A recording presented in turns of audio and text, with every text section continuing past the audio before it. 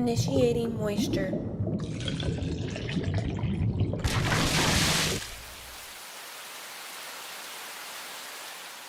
Good morning and welcome to the Moist Meter. I just woke up and I know it looks like I've been fucking zapped by static shock, but I just had a whole lot on my mind, so instead of Saturday morning cartoons, which are no longer a thing, now we have Friday morning cartons of cum delivered right from Moist Meter headquarters. I hope you've worked up an appetite this breakfast morning because we're delivering a highly nutritious cereal breakfast consisting of all the major groups in the food pyramid, high in vitamin W, vitamin what of course, and we're going to deliver a moisture content analysis of the new movie Blade Runner 2049. Going into this movie, I had very low expectations. Super used to just swallowing shit that the ass goblins in Hollywood shovel out there, unnecessary sequels to great movies, remakes of great movies, all of which just suck anus. But this movie got really good reviews before coming out, so I actually got some pretty high hopes going into it.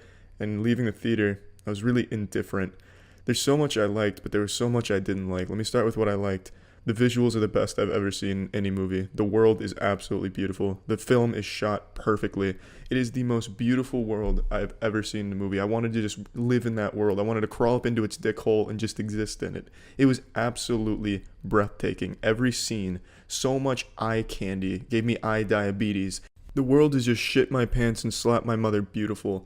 And what really helps take that to the next level, really elevate it above what human beings can comprehend. Even the most high IQ Rick and Morty viewer will have a hard time comprehending the beauty and the magnitude of these amazing visuals, is the sound. It complements it so well. The sound is just incredible, so great. It's really loud though. Makes it feel like you're in a fucking roller coaster ride or getting hit by an earthquake. The whole movie theater shakes at some points.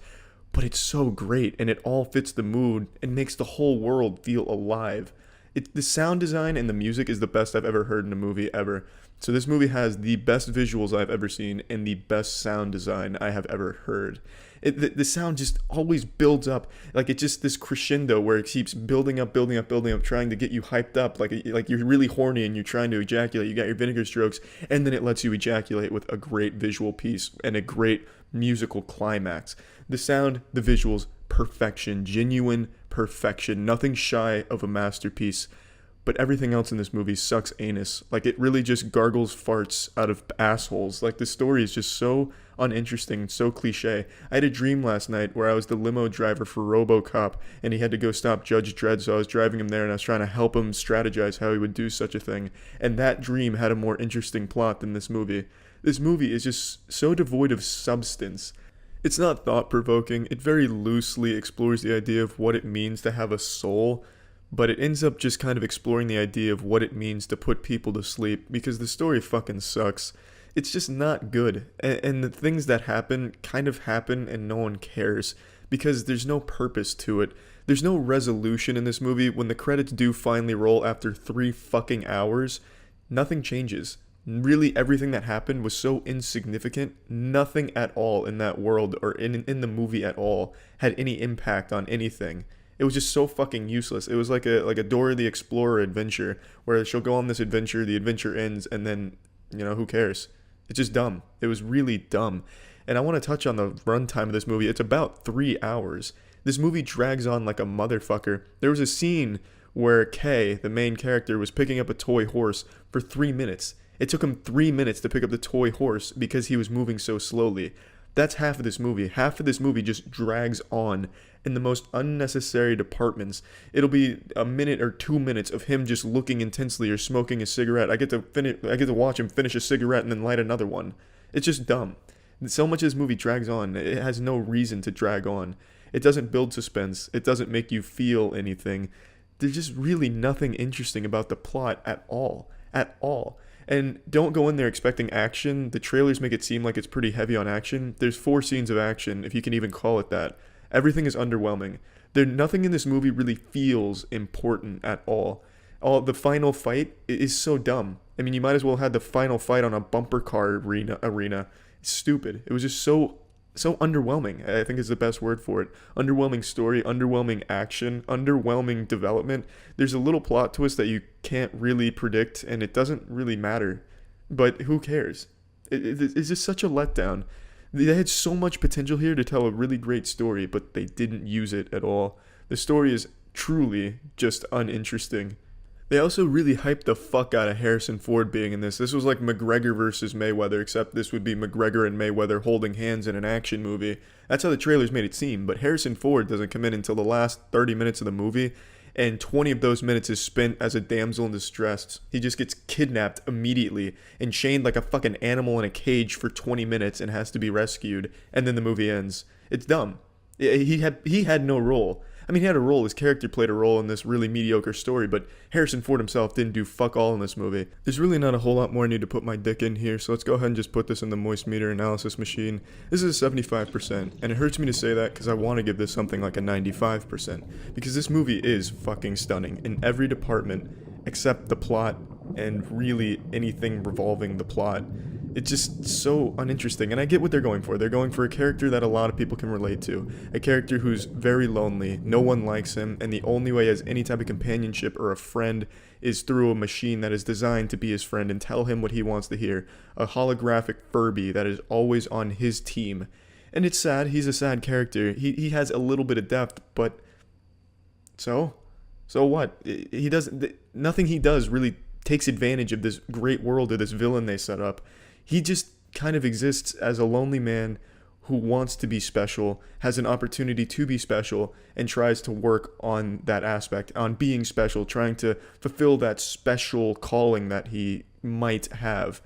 And it's just not, it's not interesting. It's not compelling. It really doesn't take advantage of everything this movie could have brought. It's just a letdown. That's the best word for it. It's a letdown. Everything is great except for that. It's still worth seeing because it's fucking beautiful. Hopefully you have an entire day to set aside because this shit is so incredibly long. But yeah, it's a good movie, and that's it. So yeah. Initiating moisture.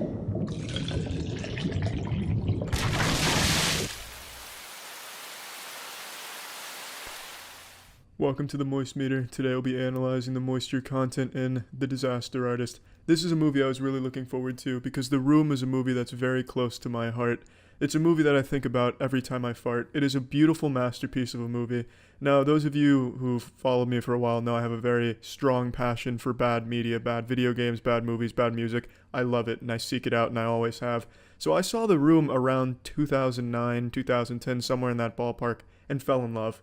Absolutely fell in love with it. And by extension, I fell in love with Tommy, that beautiful enigma, that cosmic anomaly that is Tommy Wiseau. I even watched his Let's Plays he did on the Machinima YouTube channel. I don't know how many of you remember that. You may have read about it in history textbooks at some point, but it was probably before most of your times. He did this show called The Tommy Y Show where he played games and made like very short videos, kind of in the same vein as The Room except with aliens. It was great. I mean, the only question after watching the Tommy Y Show is, Tommy, why are you even doing this? And I don't have the answer, but I'm glad he did. He is a genius, an absolute fucking mad genius. Now let's get to the movie, The Disaster Artist. I'm happy to say it was a pleasant surprise in how good it turned out. What a story, Mark, really. It was just a wholesome, fun movie to watch. It wasn't like a laugh out loud movie or anything like that. It was just an enjoyable experience. And it's one of the few movies I've gone to where the audience actually participated in the movie. They tossed out memes because, you know, The Room has become this massive meme. I mean, I invested in The Room memes well before they caught on to the mainstream, kind of like See a Coin in the cryptocurrency market. Mark your calendars. It's going to take off any day now. It's going to be reaching Bitcoin levels in months. Soon, See a Coin will overthrow the USD. But enough of the cryptocurrency tangent. It was fun having the audience participate in the, oh, hi, Marks, you're tearing me apart, Lisa's, you know, the big memes and shit. It was entertaining. It was just a fun movie. I went with my girlfriend and she's never seen The Room, and she walked away saying how much she enjoyed the movie. And that's something I didn't really expect. I really just kind of expected this to be marketed only towards the hardcore memers, the people who really liked The Room, and those would be the only demographic that would enjoy the movie. But it's just a good movie in and of its own right. You don't have to see The Room to enjoy this movie. I don't think it's a gut-busting, hoot-and-hollering comedy movie, but it's a good movie nonetheless. It tells a good story of friendship and following your dreams, and yeah, you might be a fucking weird creep, and things might not turn out the way you want them to, but it can still lead to something great, and you can leave your mark, and you can leave a great legacy. It was a surprisingly uplifting movie, and it had a massive cast of Hollywood juggernauts in the comedy world. Seth Rogen, Bryan Cranston's not really a comedy actor. Well, you know what? Maybe he wants to be. Bryan Cranston, here's a challenge for you if you're watching. Make me laugh, and then I'll decide if you have a future as a comedy actor. But what I'm saying is they have this big powerhouse cast of A-list Hollywood actors who seem to have participated in this movie just out of the pure passion and love they have for the original The Room. And it shows in their performance. They did shot-for-shot remakes of some of the scenes, flawlessly executed. And it was just a really fun, entertaining movie to watch, even if you haven't seen The Room.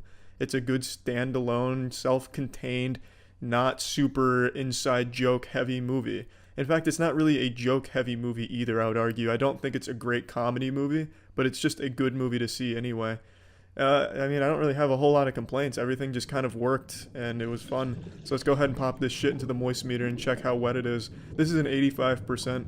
It was great acting, great story, uplifting, fun. The subject matter is one of my favorite movies I've ever seen, which is The Room. It was just a really good experience all around. If you've seen The Room, you've got to see this one, I would say. If you haven't seen The Room, you still might like this. So, that's it. So, yeah. Initiating moisture.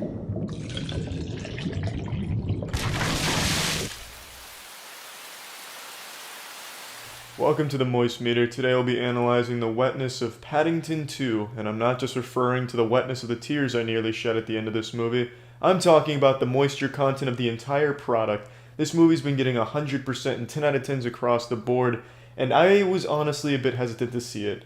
I get very emotional when I'm faced with overly cute things, and Paddington is an overly, incredibly adorable, cute, stuffy, wuffy little teddy bear, and I was afraid to see it. I was more afraid to see Paddington 2 than any horror movie ever made, because it's a weird feeling getting all emotional in public like that.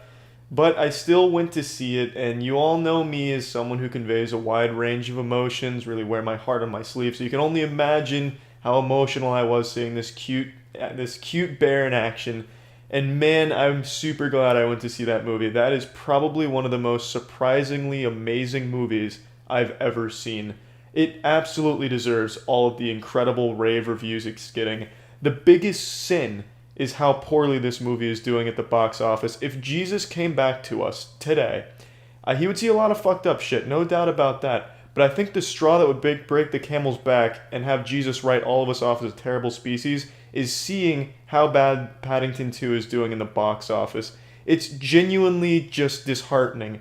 This is a genuinely fantastic movie that deserves all of the success in the world. It is perfect from start to finish. I couldn't stop smiling, and it's not just for kids, although it's predominantly a kids movie, obviously. Let's go ahead and call a ribbed dildo a ribbed dildo. It is a kids movie, but it is so wholesome and so fun to watch. The cinematography is superb. There's some scenes in here with really good animation in terms of like different mediums and how it's portrayed. All of it is just so good. The comedy wasn't too childish. Some of them would get like a genuine little giggle out of me. Well, not giggle, but like a little, one of those blowing the air out of your nose and stuff like that. And it's hard to make me laugh at a movie. So getting that is a Herculean task. So good job, Paddington. The movie is just so fun and so wholesome. I have no complaints about this movie. Absolutely none. The cast was great. Everything was acted beautifully. Story was super fun. Really fast paced. A lot going on. A fun little adventure. It's just, oh my goodness. I can't rave enough about Paddington 2. I never thought I would be this blown away by a movie like Paddington 2. It's just amazing what they were able to accomplish and how well they did it. Paddington is the cutest little thing. The absolute cutest little thing. And at the end of the movie, you know exactly how it's going to unfold, but you can't help but just get super emotional. I didn't cry, I'm happy to say. I managed to muscle my way through that without flexing the tear ducts. So that's, I'm still a big, strong man with hairy testicles. But man, I was close. I was fucking close. I've only cried at 2 movies. Well, 1 movie and 1 TV show. The only movie I ever cried at was Radio with Cuba Gooding Jr. Only TV show is Pokemon when Ash was shooing away Pikachu. But this movie, it came close to being number 3.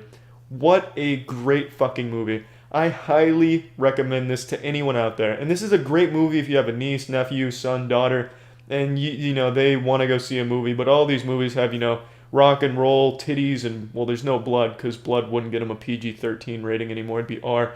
but rock and roll and titties all over the place. So you want to take them to something where you feel safe and they'll learn something and have a good time, and you don't want to be bored out of your mind either. Paddington 2. Absolutely Paddington 2, hands down. It's just a fucking great movie for everyone, not just for kids. I love the movie. Absolutely love it. I cannot compliment the movie enough. So let's just go ahead and pop this shit into the moist meter. I'm giving this a 90%, and the only reason I'm not giving it 100% is just because, like I've said before, 100% I feel is reserved for absolute masterpieces that I think everyone needs to get up and go see immediately. I'm talking a movie where I don't care if you can't even afford to buy yourself a bag of Doritos, you better start getting your ass to wishing wells and plundering that shit, collecting quarters to save up enough to buy a ticket to a movie I give 100% to on a moist meter. That's the kind of film and video game I'm reserving for 100%. And Paddington 2 is not that kind of movie. It's a fucking fantastic movie. It's an amazing movie even. But it's not a movie where I think everyone needs to go see it right away. It's not a movie that made my nipples grow 3 inches. It didn't make me taller. If it made me taller, I'd give that well above 100% on the moist meter. But it's a fucking great movie that I do think is absolutely worth seeing if you want to see a movie, or if you have to take, a younger person to a movie, and you don't want one that's going to bore the shit out of you. And I didn't give it a 95% either, only because it is still a kid's movie. If you're an adult, it's not going to make this huge, lasting impression on you that's going to change your outlook on life. I feel I need to clarify a bit better why I didn't give this movie a 95%. And it's not just because, it's a kid's movie, it's not mature enough for me, it didn't change the way I perceive reality, and it didn't open my third eye. It's because I reserve 95s and 100s to movies that really push boundaries, movies that really excel in every possible area. They take risks, and it pays off, and it becomes this masterpiece. 95s and 100s are pretty interchangeable to me. There's really no difference between a 95 and a 100. To me, the gap is 90 to 100. And Paddington 2 is the closest thing to me wanting to give it a 95, but I don't really think that's accurate, because to me that says this is a movie that everyone, everywhere will love, no matter what their personal tastes are. And Paddington 2 is not that kind of movie. It's an incredible movie that I do think the majority of people will enjoy, as long as they're open to just having a mindlessly wholesome, fun adventure ride, a very cute movie. But it's not a movie where I feel is one that took a lot of risks or didn't play by the rules. It's just a movie that excelled in all of the areas that it hit, and those areas it hit are areas that are covered in a million other kids' movies and movies like Paddington 2. I just think Paddington 2 is the best one. So that's my justification for not going above a 90. But it is an absolutely fantastic movie. I have no complaints about it. Everything it wanted to do, it did beautifully. A fucking great movie. I couldn't be happier with my purchase of those Paddington 2 tickets. I want to fucking frame those bad boys. I want those bitches up on the wall. I want to get Paddington 2 memorabilia. God damn, that movie was fucking good. So yeah, that's it. So yeah. Initiating Moisture Protocol.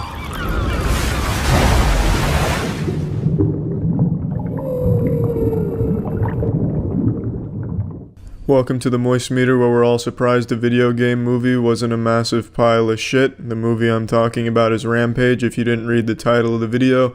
The movie is based on a game series of the same name. I only ever played the Rampage for the N64, and I fucking loved it as a kid.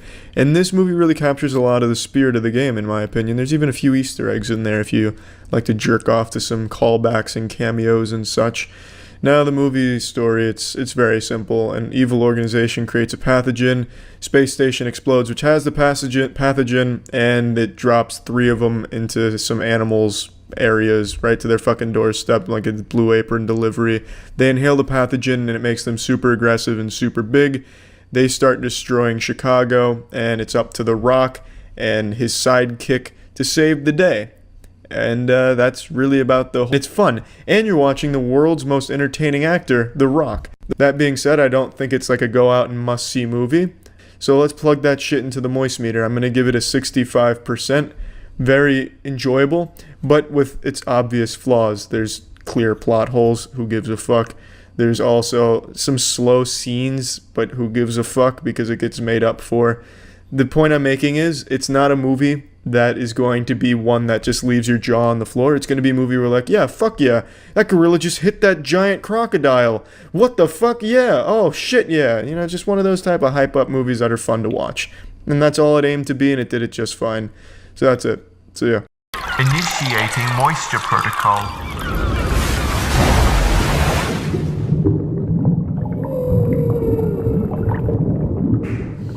Bad Samaritan, Bad Solarian, Bad Scarrigan, Bad Salmon, Bad Marketing.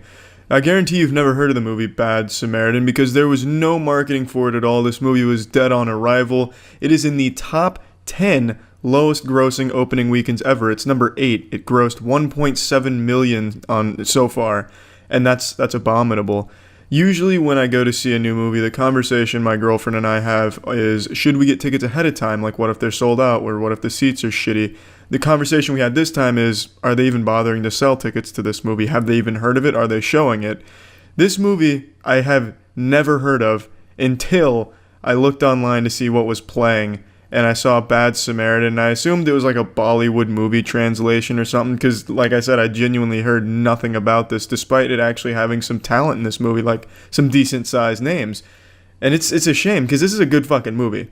In a nutshell, the movie revolves around a thief who works as a valet. He steals someone's car, robs their house, but while robbing it, he finds that he has a prisoner, a woman, and then it becomes a mission to save that woman, and becomes a game of cat and mouse, and it's really good. It's good. It actually is really good.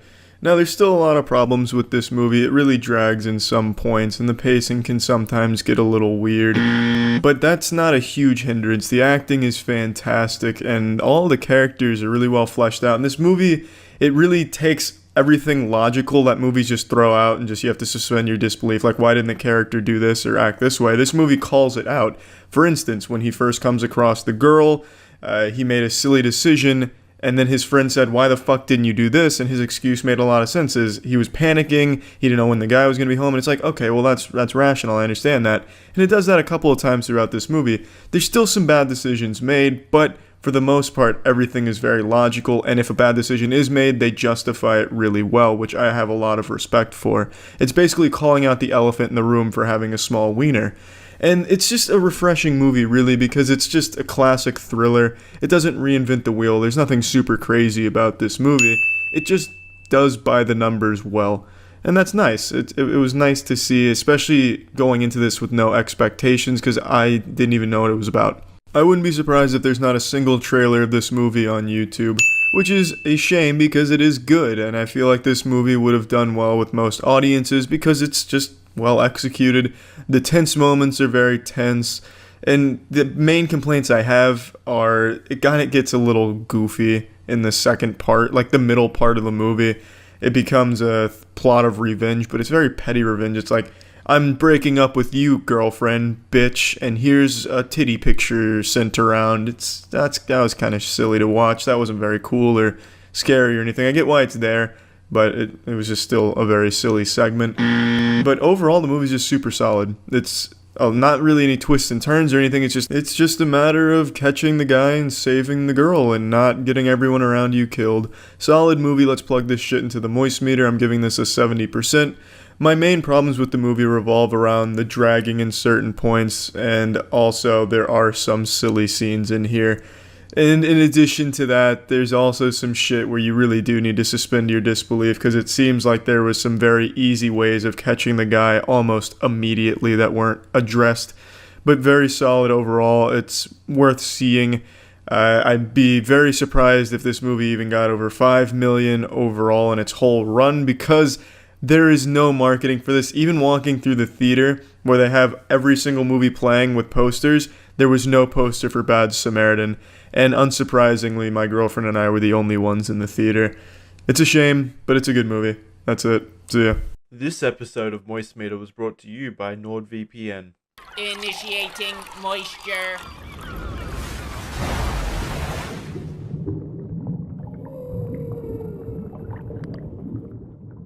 Welcome to the moist meter. I ate a real hot pepper a second ago because I'm trying to get my tolerance up a lot. And Jesus, my mouth feels like the business end of a cow's asshole. Not that I've ever rim jobbed a cow or anything. I'm just trying to express it doesn't feel good. Today on the Moist Meter is a Happy Time Murder. I just saw it. Let's go ahead and talk about it. The writing fucking sucked, but I absolutely loved the universe they built. I thought it was really a nice creative universe. There's a lot of talent in this movie. The puppeting was fucking amazing, and I really liked the behind the scenes they did at the end. Jesus, I really liked the behind the scenes they did at the end. That was a lot of fun to see how it all kind of came together, and the aesthetic of the whole movie with the puppets and humans and shit coexisting, but in kind of like a racist society where the humans hate puppets. It was an interesting dynamic, and it led to some fun stuff in the movie a little bit. But the writing constantly just held this bitch back. It was mainly as if like an edgy 14-year-old wrote it, like, yeah, let's make a puppet come a lot, like a lot of cum. Like when you think he's out of cum, he comes more. Like that's the whole scene in the movie. The story focuses around murders of the Happy Time Gang. The Happy Time Gang was a fictional TV show in their universe, and someone's out murdering all of them for some reason. It's up to two detectives, a puppet, and a human to solve the mystery. And spoiler alert, they do, and it's satisfying, it's fun. But the writing fucking sucks. The comedy was not very good. There was a couple zingers in there that kind of made me smile a little bit. For the most part, all the humor fell flat. The jokes were basically just fuck. Fuck was the punchline to the majority of the jokes. Fuck you. No, fuck you. No, fuck you. No, fuck you. Fuck you. And that was the joke. Rarely will fuck ever be a punchline to a solid joke. It can help with the build-up. It can help with actually the delivery and the execution of a joke, but never should it be its own punchline as a joke. It doesn't typically go over very well, and it didn't in this movie. And it's a shame because this movie, I feel, did have a lot of potential with such a very well-executed puppet performance and a fun story and universe. It's just a shame that as a comedy movie, it was really not good as a comedy at all. It just tried too hard for just the general shock. Oh, these are puppets doing things puppets shouldn't be doing. Puppets are supposed to be for kids, but these puppets are at a strip club and a porn shop. What the fuck? Yikes. Don't tell your mom about these puppets on this movie. It's a shame. So let's go ahead and plug this shit into the Moist Meter. I'm giving Happy Time Murders 35% because, like I said, love the universe, and there are a couple of zingers in here a little bit, but it is just not a very good movie overall. It's very weak. It seems very lazy in terms of its writing, and the characters are fine, just the dialogue didn't help the characters at all. So it's just fucking bad comedy, but an interesting movie with a fun little universe that they put together. And man, do I have a lot of respect for how this movie was made after seeing behind the scenes. It looks like such a tedious task, and it's clear a lot of passion went into the actual art of puppeteering, whatever, I don't know what the verb is, or the sport or whatever, but it shouldn't touch my eye, but it was impressive.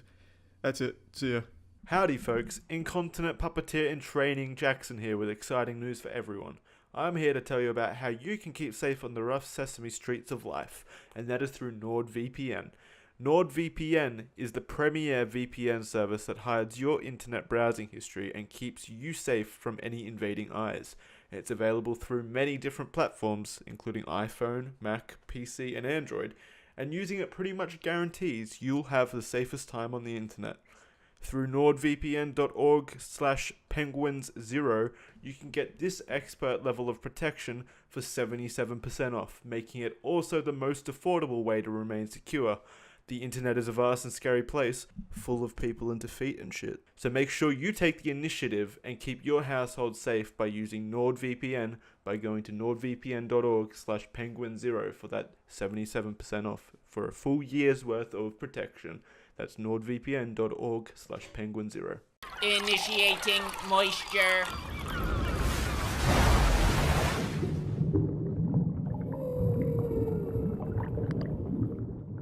Today's a big day for the Moist Meter. Today it loses its virginity in a new genre.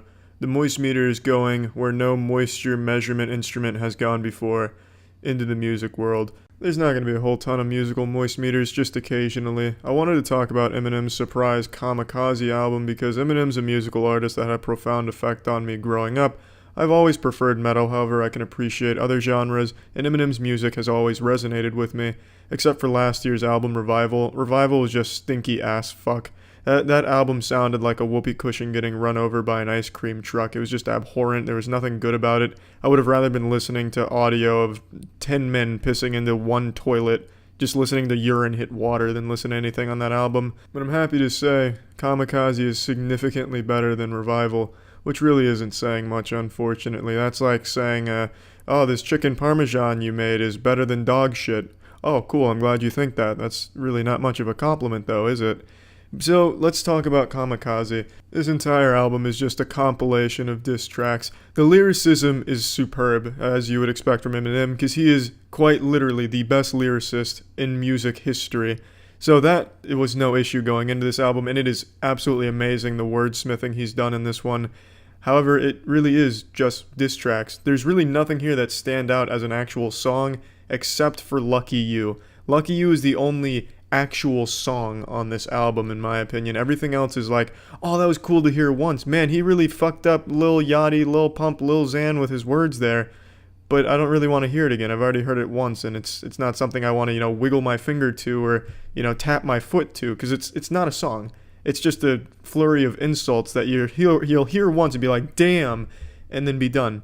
And they're not even really that great insults. It's not like hard hitting. It's not very impactful. It's just like, oh, that was clever. Oh, you don't like them. Okay, so now I get that. That's every song on this album except Lucky You. And the diss tracks, they do sometimes have a hook. Most of them have a hook, actually, but it's very weak. The hook is super fucking weak. And it's probably because all the hooks are seemingly sarcastic. It seems like every hook is meant to just be kind of a jab at modern rap. At least that's how I interpreted it, because I don't want to believe that Eminem actually thought the hooks in some of these diss tracks were unironically good, because they're fucking laughable in some of them. The two weakest being Normal and Venom. Venom, I can't even express how fucking horrible that entire piece is. That's probably one of the worst Eminem songs I've ever heard. I'm gonna go ahead and sing you the chorus. Venom, Venom, Venom, Venom. Not exaggerating, that's the hook of it. And I kind of belittled the album by just calling it all diss tracks, because when you hear diss tracks, it's synonymous with just shit. But these aren't shitty diss tracks. They're enjoyable to listen to. They're very well made, and the beats are fucking great. I really like the beats on across the board on this album. However, they are, again, diss tracks. So it's something you're going to hear once and you probably won't want to go back to. Like, how many people are still listening to diss tracks from 2004? It's good in its time, but it's not something that you're going to keep on your iPod or, oh Jesus, how fucking old am I? I still use an iPod, so I say iPod, but it's not something you're going to keep listening to, next year when all the beef is past. It's just not a song. It's just, here's something I don't like, and I'm going to tell you I don't like it in a fun way. That's fun to hear once. And that's good in an album, but it shouldn't be the entire album. Also, be prepared to hear him bitch and whine about how poorly Revival did in every single track on this album. That is a focal point of every song, is mentioning how awful and shitty Revival did. So get ready for that. Overall, though, I think the album is okay at best and good at points. I'm not a musical critic. I'm not going to sit here and break down each and every song and talk about, the notes hit, the different rhyming schemes and everything. I just want to talk about the overall product here and what to expect. You shouldn't expect old Slim Shady type shit, because you're not getting it here. What you're getting here is just great wordplay and anger at modern rappers, people. It's just diss tracks. It's an album of diss tracks. It's like a scrapbook of people with, like a yearbook picture with an X through it. That's basically what this whole album is. Let's go ahead and plug this shit into the Moist meter. I'm giving Eminem's Kamikaze a 60%. It is, again, an alright album. It's above average. His lyricism is still unmatched, and he really flexes his scrotum here with how great he is with rhyming schemes and just coming up with really good puns, punchlines, and just incredible, great wordplay. And that is something I've always admired about him, and he hasn't lost that. And that's great. But that's about the best compliment I can give the album. Lucky You, though, the song I mentioned earlier, that's a fucking banger. I really liked Lucky You. So even if everything else on this album wasn't that great, the album was worth being released just because Lucky You was so good. That's it. See ya. This episode of the Moist Meter was brought to you by NordVPN. Initiating moisture.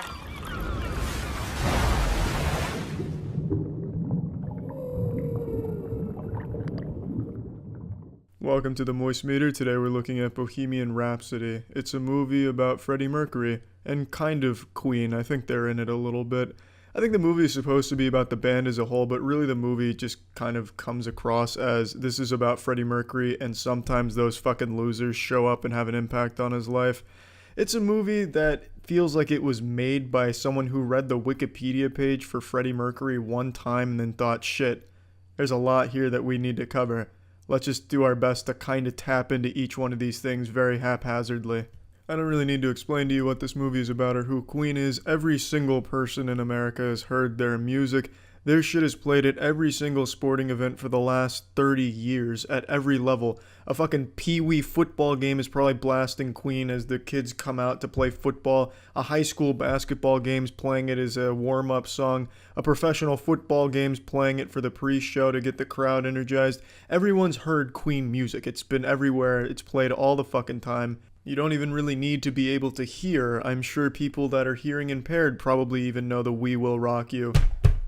It's the most universal shit to ever come out of the music industry. It's huge for a reason, and this movie was supposed to celebrate Queen, but at the end of the day, the movie is, here's Queen's best hits, and here's how Freddie Mercury responded to it and how it came about from Freddie Mercury's perspective.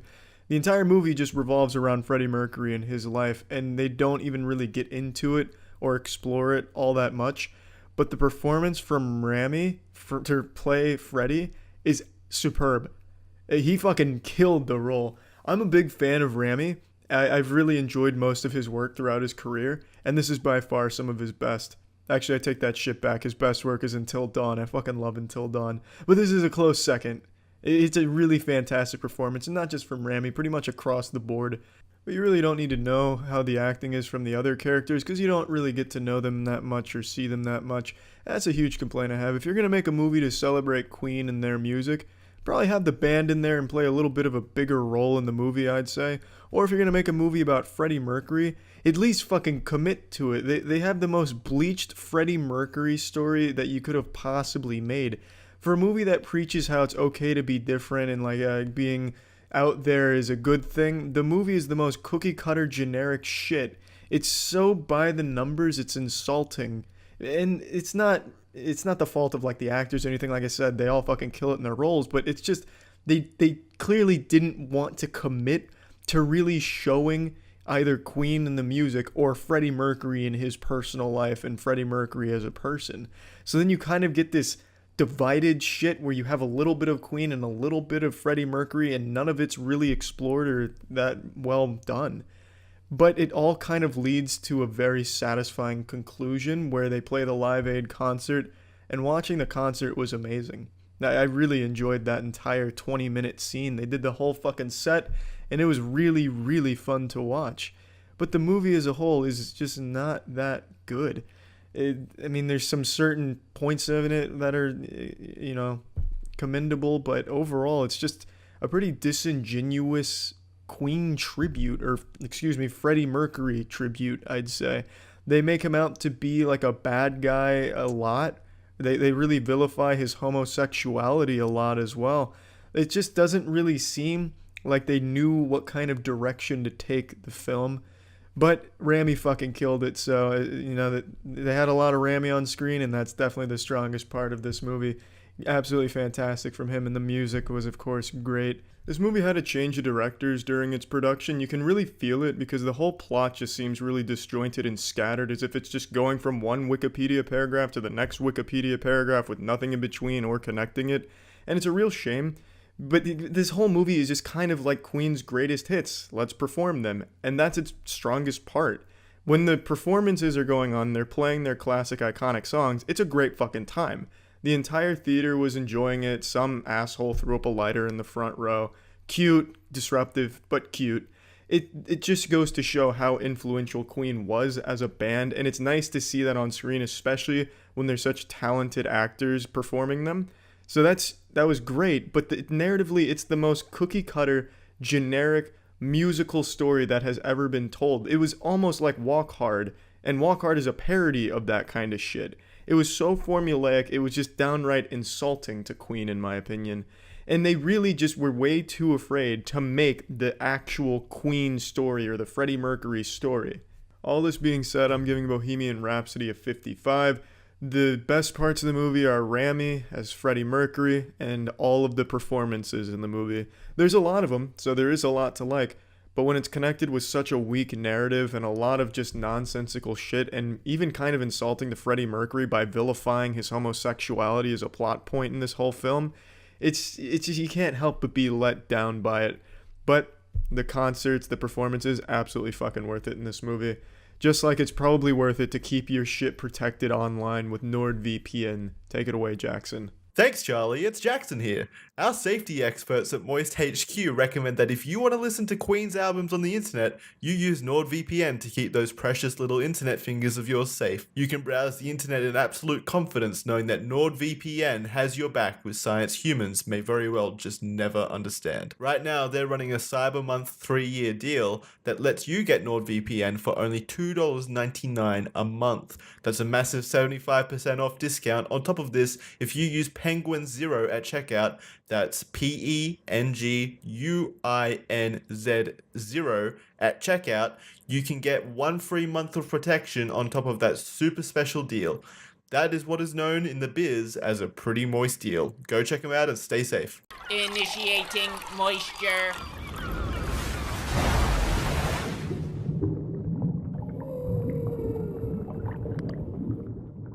Welcome to the Moist Meter. Today we're looking at Bad Times at the El Royale. This is a movie I was pretty excited to see, and as Andrew put it, it's 7 strangers stuck in a fuck house, and that's exactly what the movie turned out to be. It advertises 7 strangers, 7 secrets, but how good is the movie? How fucking what is it? Let's get into it. So 7 strangers, 7 secrets. It's not entirely accurate. Yeah, some of them have some secrets, but as the movie continues to progress, I feel like they forgot that they were supposed to have secrets, because then a couple of them just get super trivial, like, oh, this girl's left foot's a little longer than her right foot. Shocking.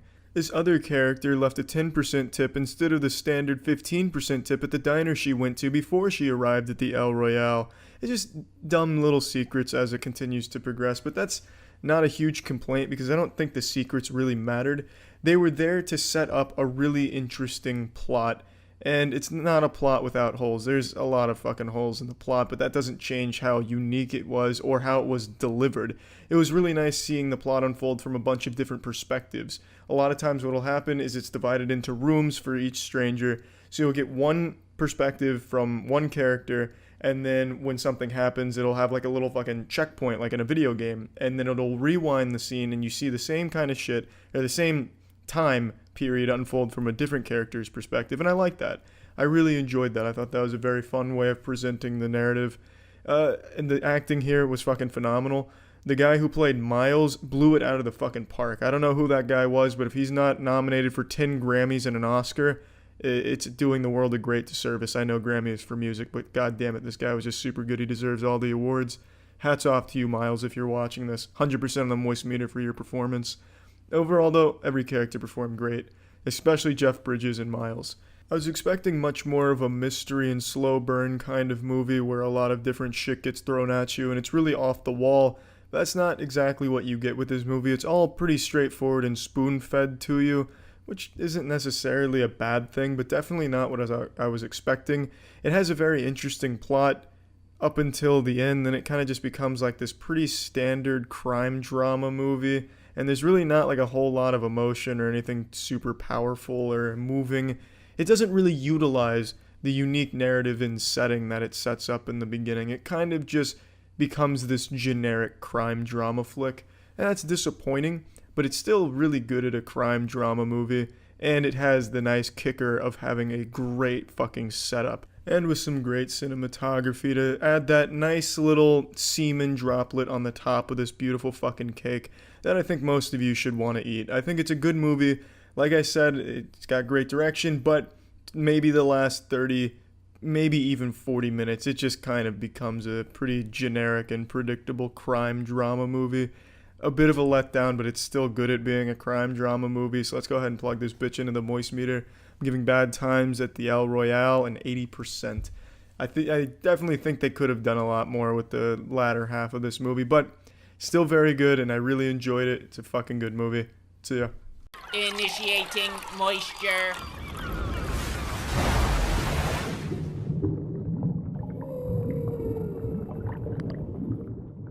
What's fucking Black Mirror fans? Welcome to the Moist Meter, and today we're looking at Bandersnatch. Everyone's talking about this movie, so I made sure to check this shit out, and I absolutely don't regret it. I'm not a big Black Mirror fan, it was never my cup of cum, but I definitely was kind of excited to see this one after all the praise it's been getting, and goddamn does it live up to the hype.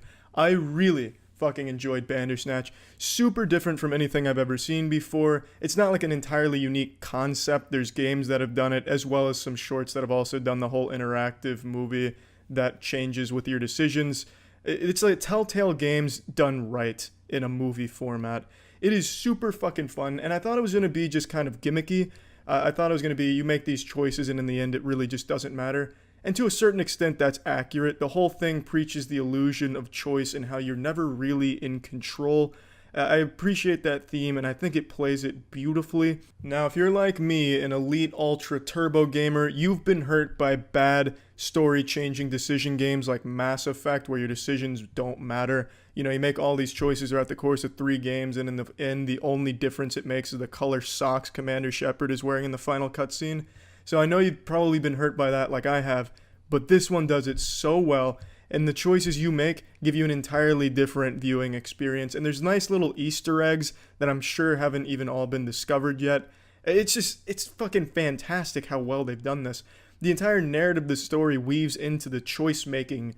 The whole act of choosing your own adventure is woven into the narrative beautifully and becomes an integral part of the experience. All the characters are so well done. There's no bad characters in the entire movie. Fuck, I just really enjoyed this. There's almost nothing I can shit on here except for a couple of the choice playouts are kind of goofy.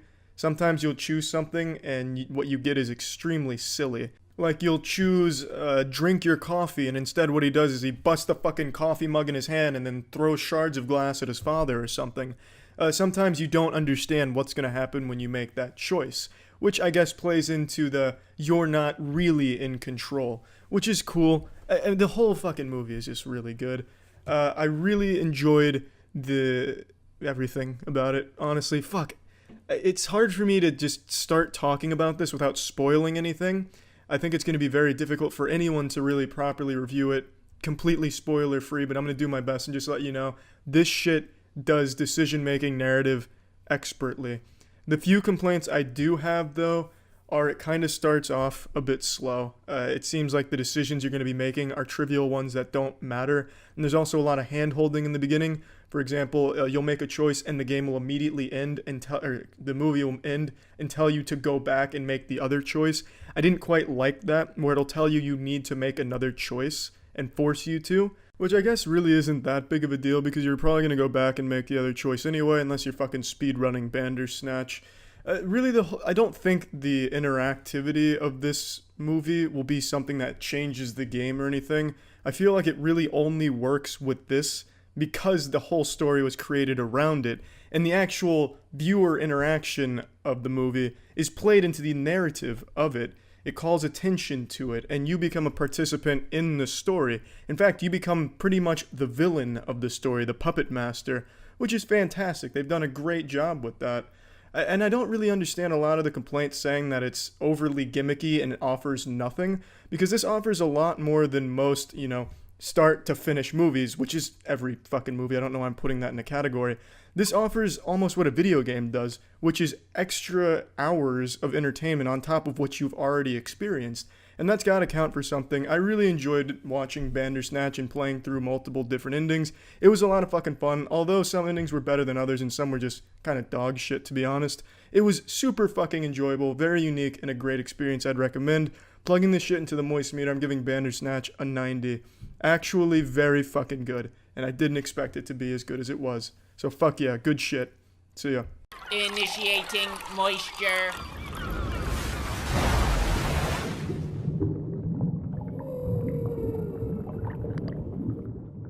Welcome to a rare musical moist meter. I don't do these often. This is like finding a shiny Pokemon, but I felt fucking inspired after listening to Billie Eilish's new album. Now, most of you know that I mainly just listen to metal music and really obscure bands with like 200 views on YouTube and 10 subscribers, but I'm more than just a limp-dicked metal hipster. I also fuck with some pop music, and I've never fucked so hard with pop music as I do right now with Billie Eilish. Her shit slaps. So her new album, When We All Fall Asleep, Where Do We Go, is a goddamn banger. That shit tickles my butthole from start to finish. There's a couple songs I don't care much for, but for the most part, that entire album, an absolute joy to listen to. She's got a very unique sound and a very recognizable style that really goes, I wouldn't say against the grain, but really is different from most of the shit you hear in the modern formulaic pop world. Modern pop is kind of like a hemorrhoid, and Billie Eilish is the preparation H healing it. I fucking love the entire record, but I'm gonna go ahead and say the ones that I didn't really care for, I wasn't a fan of like the overly melancholy and slow songs like 8 or Listen Before I Go or I Love You. I don't think they were bad songs, but it's nothing I'd go back and listen to again. It just felt pretty, safe and something I've heard a million times before. Now, everything else, however, is very different from the shit I was used to from the pop world. My favorite song on here is Bury a Friend. That shit's a goddamn banger, and the music video is fucking nice too. That song gets stuck in my head so often. It is so good. I just really like that goddamn song. I love the horror undertones to it, and I really enjoy the beat and the vocal melody on top. The whole goddamn song is a masterpiece in pop. I also think Ilo Milo is a sleeper hit on this album. I haven't really heard anyone talk about that, but that shit bangs as well. I really, really like Ilo Milo. Like, the beat in that song sounds like something you'd hear in a 2007 YouTube tutorial, like 009 Sound System. It has like that same style of beat, but with really fast lyrics and a much faster beat. It's a very interesting sound that's pretty nostalgic. Even though it's a new song, it elicits a feeling of nostalgia and erection. It's a great goddamn song. I really like Ilo Milo. When the Party's Over is probably one most of you are familiar with. It's the one where she has like the black tears running down her face in the music video.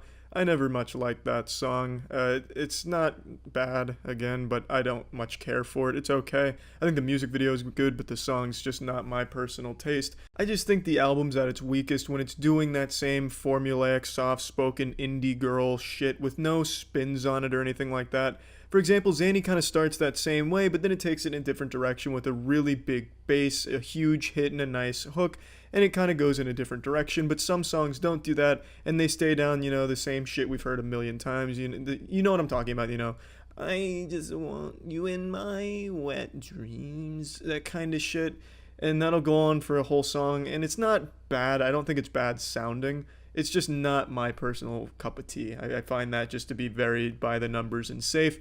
But I think overall this album hits like a motherfucker. Bad Guy, Zanny, Wish You Were Gay, Bury a Friend, Ilo Milo, My Strange Addiction, all of them so goddamn good. Some boner jams that I will no doubt be bumping for a while.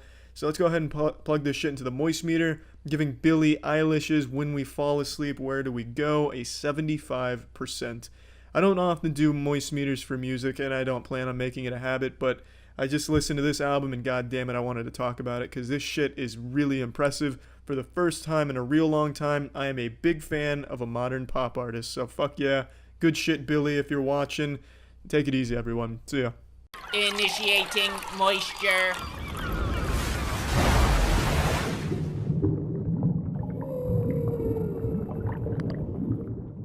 I think it's important to separate art from the artist, and in the case of Once Upon a Time in Hollywood, I had to make this necessary distinction between the two because I do not like Quentin Tarantino. Not that I don't like his work, I think he's just a fucking psychopath.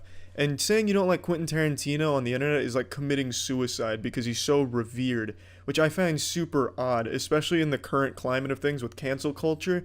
This dude has done everything shy of rape and murder one of the actresses on his sets. For instance, he strangles Diane Kruger in Inglourious Bastards to get a realistic looking strangulation because he didn't trust the actor to be too gentle. He wanted to go hard to make it look right. He strangled Uma Thurman in Kill Bill. He spit on her. And also he nearly killed her, just outright murdered her by making her drive a car with no airbags, no seatbelt, some decrepit headrest literally held together by duct tape and goodwill. Had her drive it down this fucking stunt course like Evel Knievel, and she got into a really bad accident that she still suffers from. The dude's a maniac, so I don't like Quentin Tarantino. His work, different story. But once upon a time in Hollywood, I had to set that aside and look at this objectively, and to be honest, the movie's still not even great. It's definitely one of his weaker movies. It's not an overall horrible or shitty movie by any means, but it's a movie that is entirely carried by its cast. It has a really stacked cast, and they're the only good thing in this movie. This movie is devoid of a plot. You will not find a narrative in this movie. It is not structured that way. You'll find a theme, which is about coping with the changing times, you being less useful in society, you coming to terms with it. It's about the struggle of accepting that fate, and that's really just about it. Everything else is kind of just characters talking to each other. There's no overarching plot. There's nothing that drives the characters. There's really just not a whole lot here in terms of substance. That being said, there's a lot of cool shit in the movie too. I like the way a lot of the scenes are shot. I like the set design. It really does feel like you're watching an old movie. This doesn't feel like a modern movie in even the slightest bit. I really, really like when they got into like an actual old Western, because the movie takes place basically around this character whose bread and butter was old Westerns, and he got a new role and they're filming it, and you're getting to watch this old Western being filmed while you're watching the film from the outside. So you get to see them saying like cut and shit in the scene, and then it goes right back to the movie. So you're watching like a movie within a movie. It's very nicely done, and I enjoyed that. Brad Pitt, I think, was phenomenal in this movie. But overall, the entire first 2.5 hours of this movie, because it's nearly a 3-hour movie, is just uninteresting, boring. It's just not enjoyable. You'll have things that seem like they're going somewhere. For example, tension will start building up on a ranch. It's starting to build up, reaching the crescendo. You got your dick in your hand and you're ready to see anything at all happen in this movie, and then nothing happens. Walks away, end of plot line. You never see those characters again. Nothing ever comes of it until like the last 15 minutes. You have nothing. No plot lines get resolved. Really nothing happens. There's almost no conflict or tension past that point. There's just literal nothingness, a void of entertainment. It's supposed to be heavily reliant on comedy, but Brad Pitt is the only one who does comedy in this movie and does it well. He is the only character that executes it in a decent fashion. Sometimes Leonardo DiCaprio's character comes across comedic, but that's just because of how serious the character is, and I think they do a good job with that sometimes. But overall, the comedy doesn't land either, so it doesn't have that crutch to lean on either. The last 15 minutes, though, is spectacular. Absolutely spectacular. That was the only good part of the movie, and it was a really fucking good part. All the comedy works in the last 15 minutes. All of the actual shit going on works. It's shot so well. It's grisly. It's really, really enjoyable. But was it worth the tiresome journey to get to that point? Absolutely not. In addition to this, there's a character in this movie who has a lot of screen time. Margot Robbie's character, Sharon Tate. She has a lot of screen time in this movie, but she doesn't do anything in the movie. Literally, the entire character could have been non-existent and the movie would have done the exact same thing, gone the same places. She influences not a single thing in this entire movie.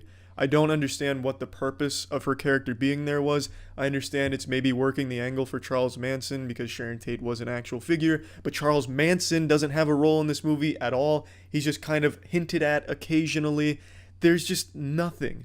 This is a movie of actual nothingness, just hanging out. They show you a lot of movies, though. There's a lot of movies within this movie that you get little glimpses of and you get to take peeks behind. I appreciate that, but if there's nothing to hold that together, no narrative to get us there, no reason to see these things, it's uninteresting. It's just downright unfun. And now I understand what Tarantino probably wanted to do is completely break apart what a movie is, because movies are structured. You have a story, narrative, character, tension, climax, resolution. Those are simple ingredients to this fucking stew that we call movies. And there's a reason those ingredients are there, because that leads to a satisfying experience. You can play with these ingredients in all types of different ways. And I think it's unlimited, the possibilities you can do with those things. But to just get rid of all of those things and make a movie where it's nothing but inside jokes, if you work in Hollywood, I guess, and sometimes occasionally something happening, it doesn't work. Because most people aren't in the movie making business. They don't understand the inside jokes you're making. This seems like a movie that only Tarantino and the higher up Hollywood elites, his buddy Weinstein, it seems like the only kind of people that would enjoy this are the people that get that understand, oh, haha, movie making humor. It really just doesn't work. If this had a narrative to hold it together, or any semblance of anything happening or building up to something that actually happened, the movie would probably be pretty fucking good. Because, like I said, there's a lot of elements in this that do work well when they're showing you a movie within a movie. It's just so well acted, too. I can't stress that enough. I fucking love Leonardo DiCaprio's character, Rick Dalton, and I also love Brad Pitt's character. It's just the problem is there's no reason or no drive for these characters to get to where they get to in the movie. You just sit there, watch them talk, which sometimes is okay and tolerable, but other times just borders on insufferable and can't wait to get the fuck out of there. It's not a very good movie. I wouldn't even call it a movie. It's like an anti-movie at this point. I really just don't even know what to classify this as. The last 15 minutes, I think at the end he decided, yeah, this is kind of sucks. I'm going to do a little something to make this interesting. And then he did, and he killed it. But up until then, just everything was useless, including entire characters that didn't do anything for this movie. I just really can't stress enough how disappointing and just how outright robbed I feel of 3 hours. If you're going to do this, like, pretentious take on movie making, at least have the decency not to make it 3 hours long. At least make it something short so I don't have to sit there fucking finger up my ass waiting for it to end or waiting for anything to happen, and you're not going to give me that. You're not going to give me anything. You're just going to dribble a little bit of breadcrumbs occasionally and then slap them off the table. Nothing comes of it. At least make it short so I don't have to sit there for that long waiting for nothing. Plugging this into the moist meter, I'm giving it an even 50%. Now, I know that's really low for Quentin Tarantino, and the rampant, ball-sniffing Quentin Tarantino fanatics are going to be up in arms. Oh, Charlie simply just didn't get the message. This simpleton couldn't derive the remarkable theme and message behind Quentin Tarantino's pristine work. Oh, a sterling job done yet again from Tarantino. Once Upon a Time in Hollywood is a classic. It's not. The theme isn't that deep. In fact, the theme is beaten into your skull pretty goddamn early on in the movie. It's not a deep movie. It doesn't want to be a deep movie. You can probably pick it apart and try and find some shit that I don't think the movie ever meant to represent, because, again, the movie is more of just a breakdown of what a movie is expected to be. I think it was meant to subvert expectations, to really change how you view a movie, kind of just be this anti-movie. And it just doesn't work at all. Maybe if the writing was better, I really don't know what would have changed it around, but it just doesn't work. It's an overall disappointing movie. I think there's a reason why movies try and tell you a story, try to make you laugh, try and really do anything at all besides just have you look at characters talk to each other, because it doesn't come across as fun. And also, it doesn't tease you with things that might happen, because that's just always a letdown.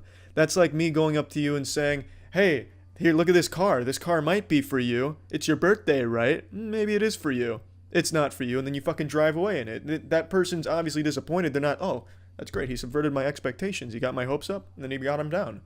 Solid work. No one's going to celebrate like that, because you go to a movie to experience something, to feel something, to be entertained. This doesn't do any of those things until the end. The end is super entertaining and really fucking fulfilling, but up until then, there's just nothing. And that's my biggest complaint. Incredible work from the actors, though. The acting is fucking nuts. That's about it. See ya. Initiating moisture.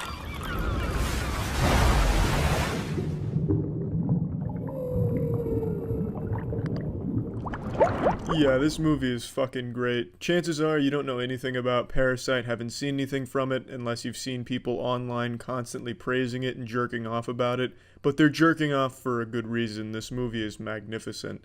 In essence, the movie is about rich versus poor.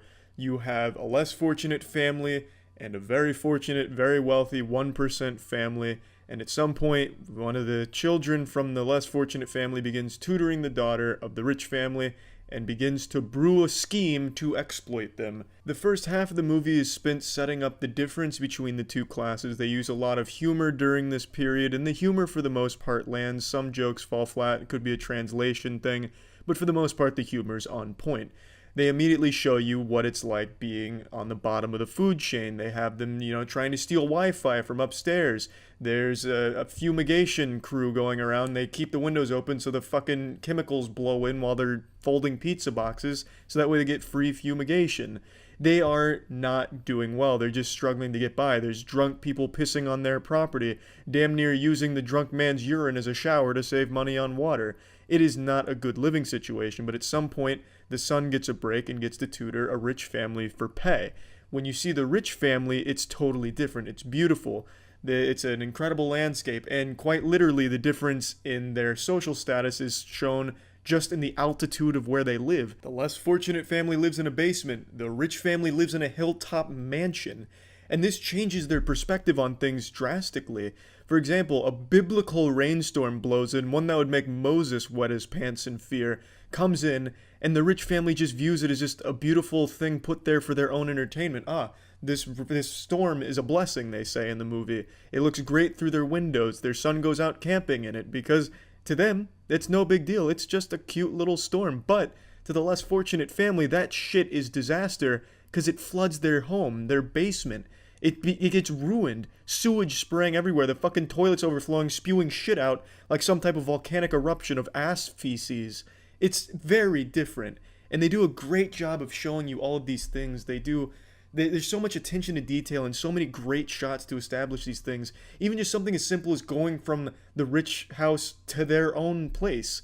The difference in the journey. They have to go down like fucking 50 flights of stairs, like it's a reverse Rocky montage, going from the top of the food chain back down to the basement. It's just a really cleverly made movie that does a great job of bringing you into the universe and making you care about the characters. And they don't set up the rich families like some evil, cartoonishly mustache-twirling evil villains, spitting on the poor. Get away from me. Oh, I must wash my hands now because it was near poverty. Oh, my goodness. I won't shit right for a week. I'll have to have 2 maidens wipe my ass. They don't do that. They actually have you care about that family as well. But it shows you the difference, even in the unintentional elitism. It is just so well crafted. I can't gush about this movie enough. The acting is on point as well. It's so good. I really, really cared about pretty much every character, and their performances were super fucking solid. What I imagine the biggest turnoff will be for this movie is it's entirely subtitles. Unless you speak the language, you're going to be reading subtitles the entire movie. So if you're unaccustomed to that, like if you don't watch anime, if you haven't opened your third eye and started anime yet, you're not going to be used to reading subtitles in a movie, I imagine. And for a lot of people, that's probably a turnoff.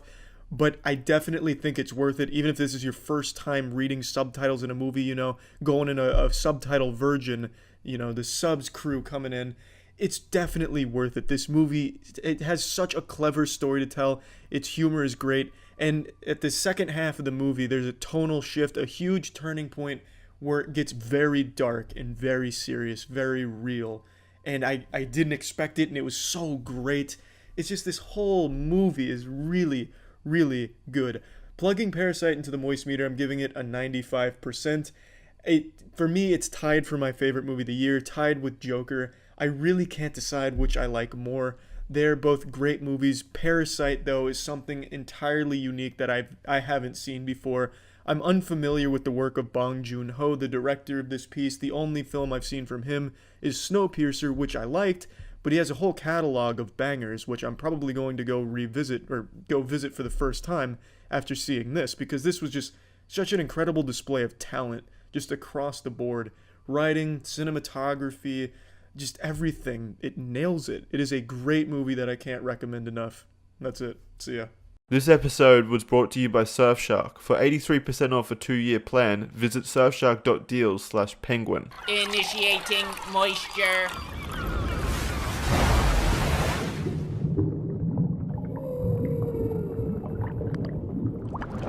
Welcome to the Moist Meter. Today we're taking a look at Tiger King, the new Netflix documentary series that has got the internet by its colon. I have heard so much about Tiger King, but had no idea what it was going into it. With the way people hyped it up, I actually thought it was a reality show that was just kind of like a goofy, wild joke, like Trailer Park Boys, but because it's set in Tampa in certain parts, more bath salts. It turns out that's not the case. It is a documentary that has tons of twists and turns, and it is a genuinely riveting tale that I absolutely just got hooked on. Now, full disclosure, I've actually been to the Big Cat Rescue, which is a focal point in the documentary, with Carol Baskins being one of the three main characters that they focus on. In this documentary, without spoiling anything, there is no good guys in it. There is no one that you can really root for, get the foam finger out and cheer for or anything like that. Everyone does some shitty shit, some real sketchy, shady business goes on, and it's not something you'd expect. And the places it goes get really dark really quickly. It's just this wild scheme of crazy shit that happens. Now, I do want to say, I think the show has been overhyped. With the way it was described to me during streams, I have expected aliens to come in by episode 4 or 5 and start taking the stage and playing a role, like the puppeteers making them dance or something. So I do think the hype is a little fucking crazy, and it doesn't live up to that. But that's to be expected when something reaches this level of hype. You have people going around fucking forming urban legends about it, like, when you watch Tiger King, you'll never be the same. Are tigers even real? I don't know anymore after watching Tiger King. Oh, I bet reptilians are real. I saw Tiger King, I'm kind of enlightened now. She did it. Oh, sorry, I forgot you hadn't seen Tiger King. That doesn't make any sense to you, huh, you fucking idiot? If you go in expecting that level of, like, godhood and just mystifying action, you're not gonna find it with Tiger King. I think the hype train on it is really extreme for what it is, but for what it actually is really entertaining. I really did enjoy it, start to finish. Like I mentioned earlier, I've actually been to the Big Cat Rescue, and from what I experienced when going there, it seemed like a really wholesome facility, and pretty much all the staff seemed like genuinely good people. Granted, Carol Baskins wasn't haunting the grounds that day or walking around or anything, so I have no experience personally with her. So all I can say is I did appreciate what I saw at the Big Cat Rescue, and from what I've heard and what I've been told, the actual work done there is good. But, I mean, after seeing Tiger King, it's hard to really support pretty much anything in there after seeing just what kind of crazy shit goes on behind the scenes. It is really an eye-opening documentary, as well as just a genuinely entertaining one and just a pretty wild ride. It's one that I can't really get too deep into without spoiling things for you, but it goes places you would never expect given the premise of the show. So, I'm just going to say I think it's absolutely worth your time if you're interested in a pretty interesting story that's true, and just a really well-produced documentary. Plugging Tiger King into the Moist meter, I'm giving this bad boy a fat old 90%. I do think it is a very good show, a very interesting one, and one that really will have heads turning, as it clearly has been on the internet for like the last week. Now, I think it's time to mention something equally as dangerous as caring for tigers, the internet. As we've talked about before, the internet is a scary place. There's plenty of horror stories to go around. I don't need to put the wet nightmares and the fear of God in you telling you more. That's why I'm going to talk about Surfshark again. Surfshark is a VPN, a very robust VPN with a lot of interesting features and some very good things. I'm sure we're all familiar with VPNs these days because it's pretty much a necessity around these parts, because as the internet continues to evolve, so too do a lot of negative things about it. And VPNs like Surfshark really help alleviate that problem, that fear. When using Surfshark, all of your data is encrypted that you send online, and also it helps just in general entertainment. Let's say there's something exclusive to a Netflix region that you're not a part of, you can use Surfshark VPN, change your location and get access to that, and just have a good old time kicking back and watching something on there. I think VPNs, I don't even need to preach to you just how effective they are and what good they do. It keeps prying eyes away from your data. Surfshark doesn't even have your data. It's just an extremely helpful tool, especially given the current climate of the internet. So I'd highly recommend using Surfshark VPN for all of your VPN needs. If you're interested in checking it out, you can find it at surfshark.deal/penguin to get 83% off of a 2-year plan plus a free month. That's surfshark.deal/penguin, 83% off a 2-year plan and a free fucking month, baby. Initiating moisture.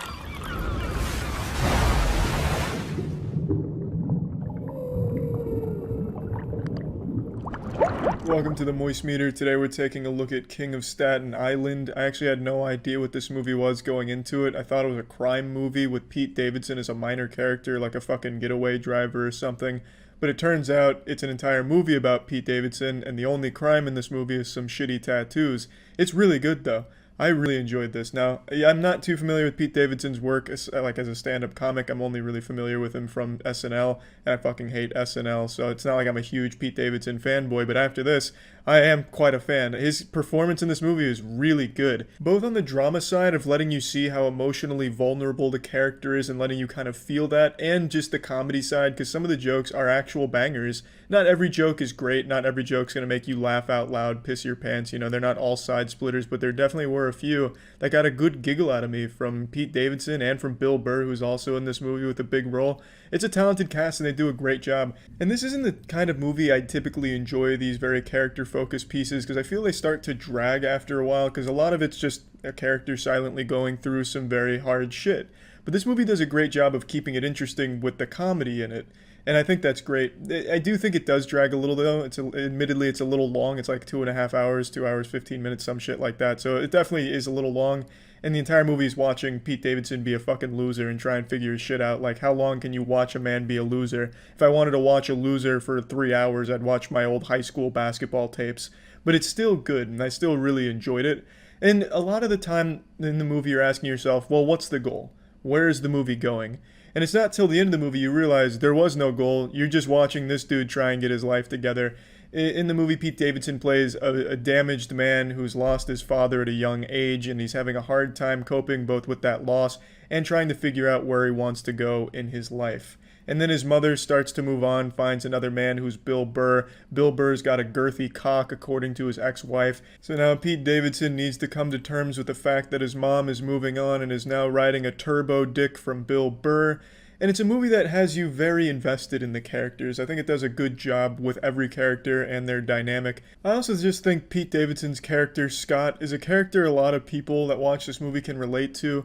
Mid-20s, still not sure the direction they want to go in life, and just being dealt a bad hand.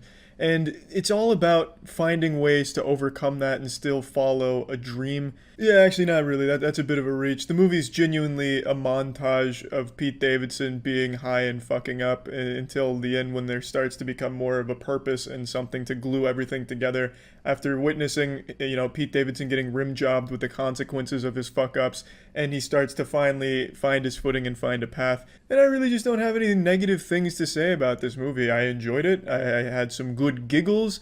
The only downside to the movie is its length. I think it's definitely longer than it needs to be. It feels like it was stretched out just for the sake of just getting a little bit more Pete Davidson, Bill Burr action in there, which isn't the worst thing, but I do think it is longer than it should have been. And I want to say again, I've mentioned it before, I love that the new movies are going to streaming instead of theaters, since theaters are extinct now, because I got to pause this movie and take a shit during it, which I just can't do if I went to a movie theater, because then I'd miss too much of the movies. I have to hold in my shit like I'm smuggling drugs in my ass for the last hour of the movie, and then I have to drive home uncomfortable, fucking borderline shitting my pants the entire journey home, whereas watching it on TV, just pause it, go drop my steaming loaf, come back, don't miss a thing. It is fantastic. So I think that's great too. Plugging this movie into the Moist Meter, I'm giving King of Staten Island a nice 85%. It's a movie that I really enjoyed. There's really nothing overly negative to say about it. I don't think it's like a must-see movie or anything like that, but I think it's a very good movie in what it wants to be. As a dramedy, it excels, in my opinion, and I think the character is a very strong character that I think will resonate with a lot of people who do watch the movie, and Pete Davidson, Bill Burr in particular, they absolutely crush it in this. So, yeah, just a good movie overall. That's it. So, yeah. This episode is brought to you by Raycon. Initiating moisture.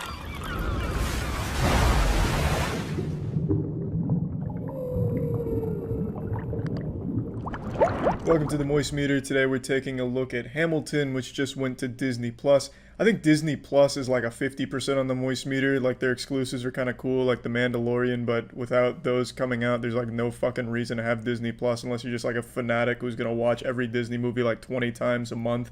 There's just not a whole lot on there, but I think bringing Hamilton there was really cool. That's unique content to Disney Plus, exclusive, and it was nice.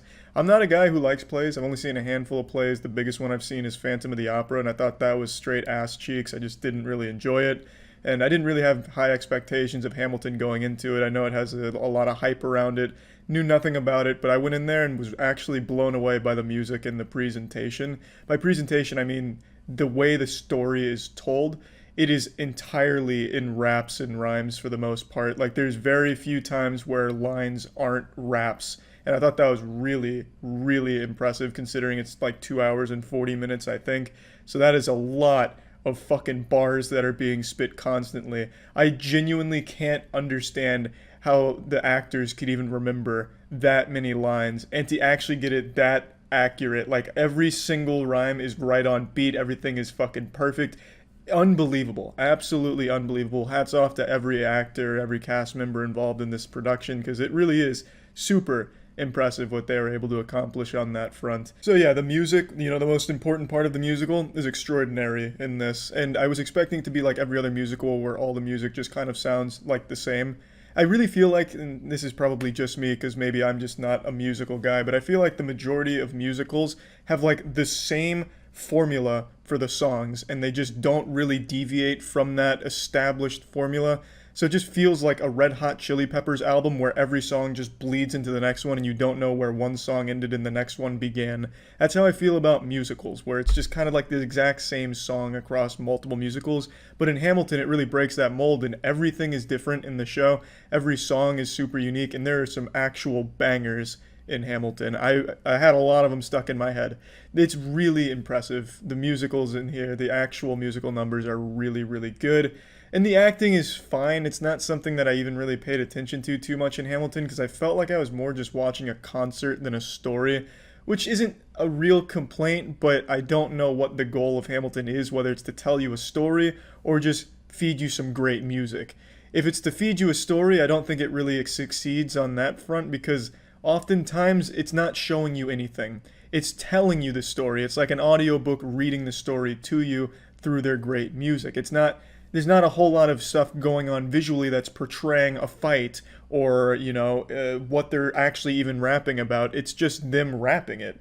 And that's not necessarily a bad thing because the music is so good, but it does feel more like a concert than an actual story. Now, obviously there's a story here and the lyrics tell the whole story, so you do get a narrative, but you're not watching a narrative. You are listening to it. That's not to say that the visuals or anything are bad or the acting or anything is bad. It's just plays a secondary role to just the music. I think the costuming looks very nice. I really appreciate that. And even the set, I thought the set was fantastic. And I especially love in the middle of the set how it, you know, it spins around and shit. So you get some cool effects during some certain moments. But it's not like that's really utilized to show you a story. You know, for example, they're talking about a battle, but you don't really see a battle. You just see some dancing and them rapping about what's happening with the battle and stuff like that. And I just feel like maybe there could have been more there where they actually show you some of the things they're rapping about as opposed to just telling you, hey, this is how it happened, this is what's happening, and this is what happened as a result of this, instead of just letting you see it on the stage.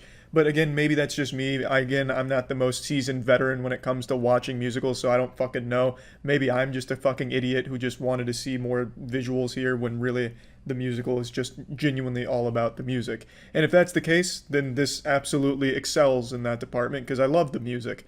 I just couldn't help but feel like I missed out on, you know, seeing the story they were telling.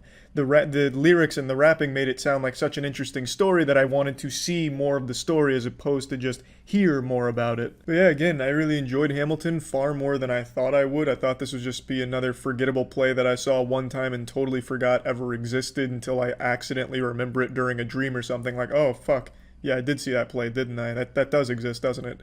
But this is definitely something I'm going to remember. The songs I'm still humming right now. The fucking Room Where It Happened is a really catchy banger.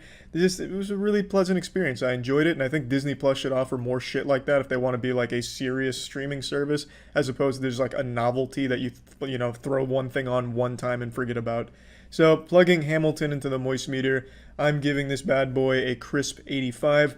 Really enjoyed it, and yeah, I think it was just a fun experience, a nice set of boner jams, really. I think it's long overdue that I mention the wonder of wireless earbuds, in particular Raycon. As I've mentioned many times, I've used Raycon when I'm working out, just staying active in general, whether it's running around for cardio or lifting weights. Having the wire dangling around is just a real nuisance, and often you just do a rep and accidentally yank that shit out anyway, which sucks. So I think having a nice set of Raycon earbuds helps with that, their best model being the everyday E25s. It's just a nice snug fit, it's not going to fall out on you, not going to get in your way. It's the same amazing quality from other premium audio brands, but coming in at half the price. So if you're interested in trying Raycon earbuds for yourself, you can go to buyraycon.com/moist to get 15% off your order. There's a link in the description. That's buyraycon.com/moist for 15% off. That's it. So yeah. Initiating moisture.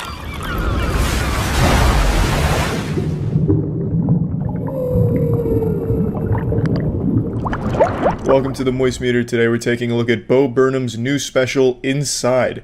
This is an extremely impressive piece. It's all done by Bo Burnham himself. The filming, the editing, the music, all of it soloed by Bo. Fucking incredible stuff. It's often been said that Bo Burnham has the strength of 10 full-grown men, but with this special he's proved he also has the talent of 10 fully trained producers. When I first heard what this special was about in a nutshell, where it's just Bo Burnham in his room alone with a camera, I expected it to look like a video I'd make where I just sit here fucking limp dick in hand talking to a webcam like a $5 production, but that's not at all what you get with Inside.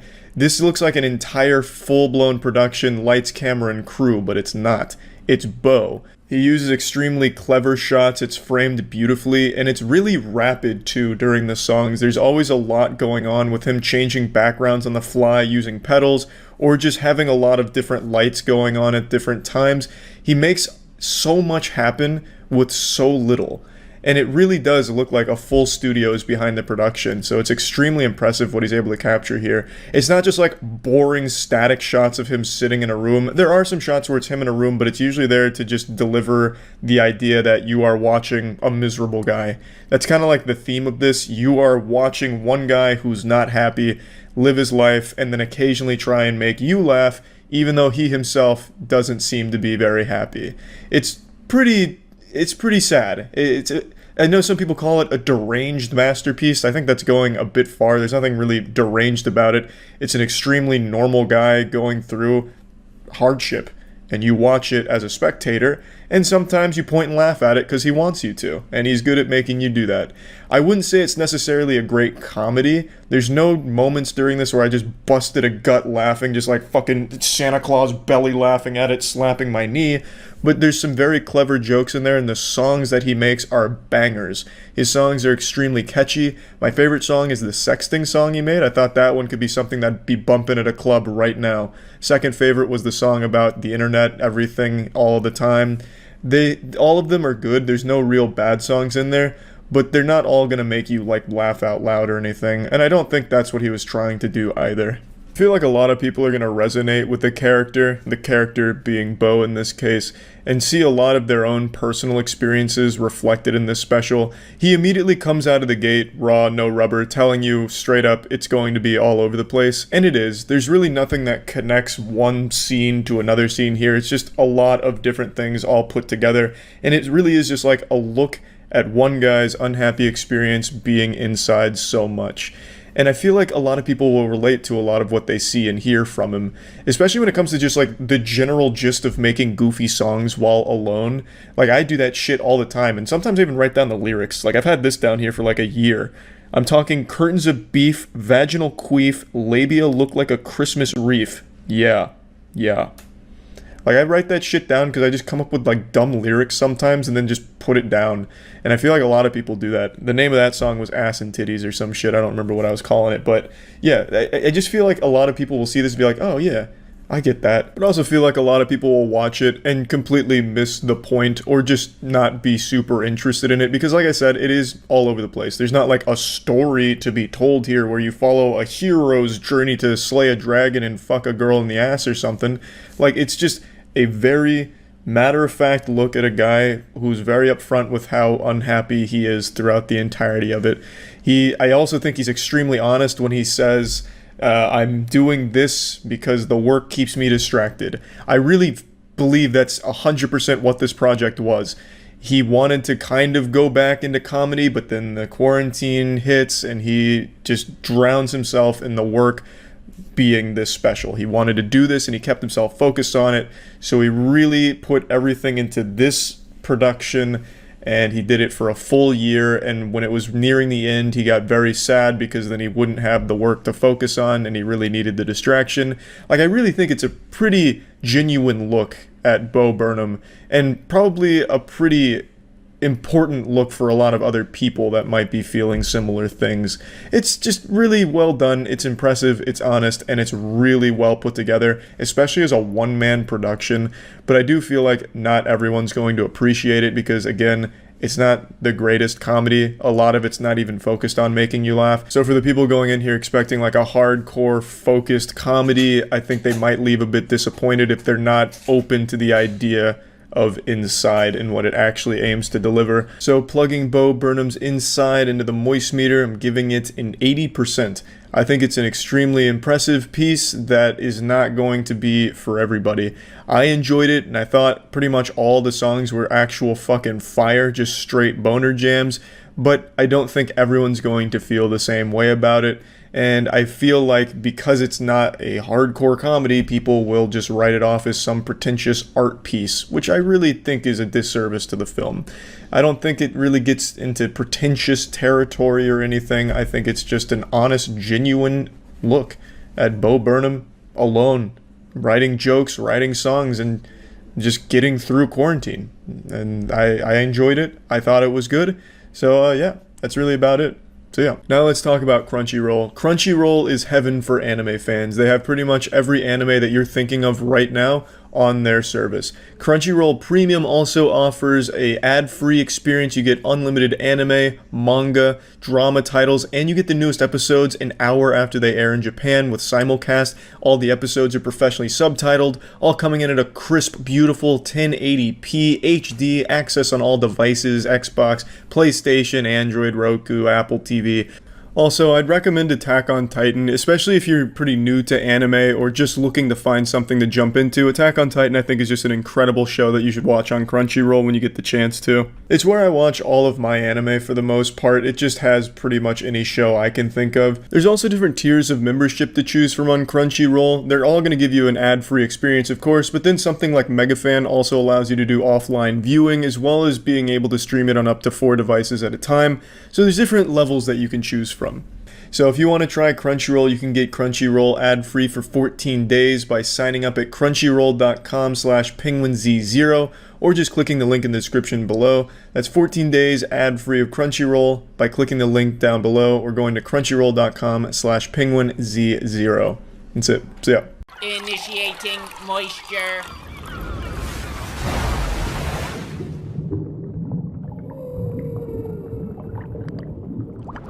Welcome to the Moist Meter. Today we're taking a look at M. Night Shyamalan's new movie, Old. I'm not the biggest M. Night fan. I do like some of his movies and dislike others. Pretty much the same opinion everyone has of him. He'll sometimes make the worst movie you've ever seen in your entire fucking life with Avatar: The Last Airbender, and then sometimes make a good movie like with Split. So he's always just going back and forth between dog shit and not dog shit. So where does Old land on this spectrum? Somewhere in between dog shit and good, so like in that limbo, that purgatory, so maybe like dog urine. I want to make it clear, I don't think it's a bad movie. I actually really like the concept. It's just a bunch of people trapped on a small beach where they're aging rapidly. I think it's a really interesting and unique story idea, but it's so full of what makes M. Night's bad movies so bad that it takes away from it sometimes, which is awful dialogue. Like, the characters in M. Night movies sometimes just become like fucking like Google search engines that just verbalize the entire exposition to you. Like, if you looked up a plot synopsis and then fed it to the actor to say out loud, if that makes any sense. Like, for some reason, they just don't talk like human beings in some of his movies, and this is a good example of that.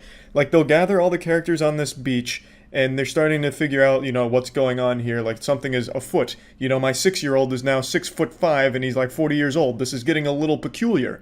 and then they'll just go through like all of these crazy steps like, okay, well, using what I understand about thermodynamics and ancient Egyptian curses, I'm able to deduce exactly what is going on this island to perfect accuracy. And then all the other characters will chime in, yes, he's absolutely correct, he's 100% right. And now I work at a museum, so I actually understand rocks quite a bit, so these rocks are actually magical rocks blessed by a wizard from the old King Arthur days. And it's like, the characters don't converse with each other. They like spit exposition back and forth, just like vomiting into each other's mouths, two girls, one cup style. Like, they're never at any point do you feel like you're watching two characters talking. It's like a battle of who can dump the most exposition out of their mouths the quickest. But when they're not talking, I think that's when the movie's at its best.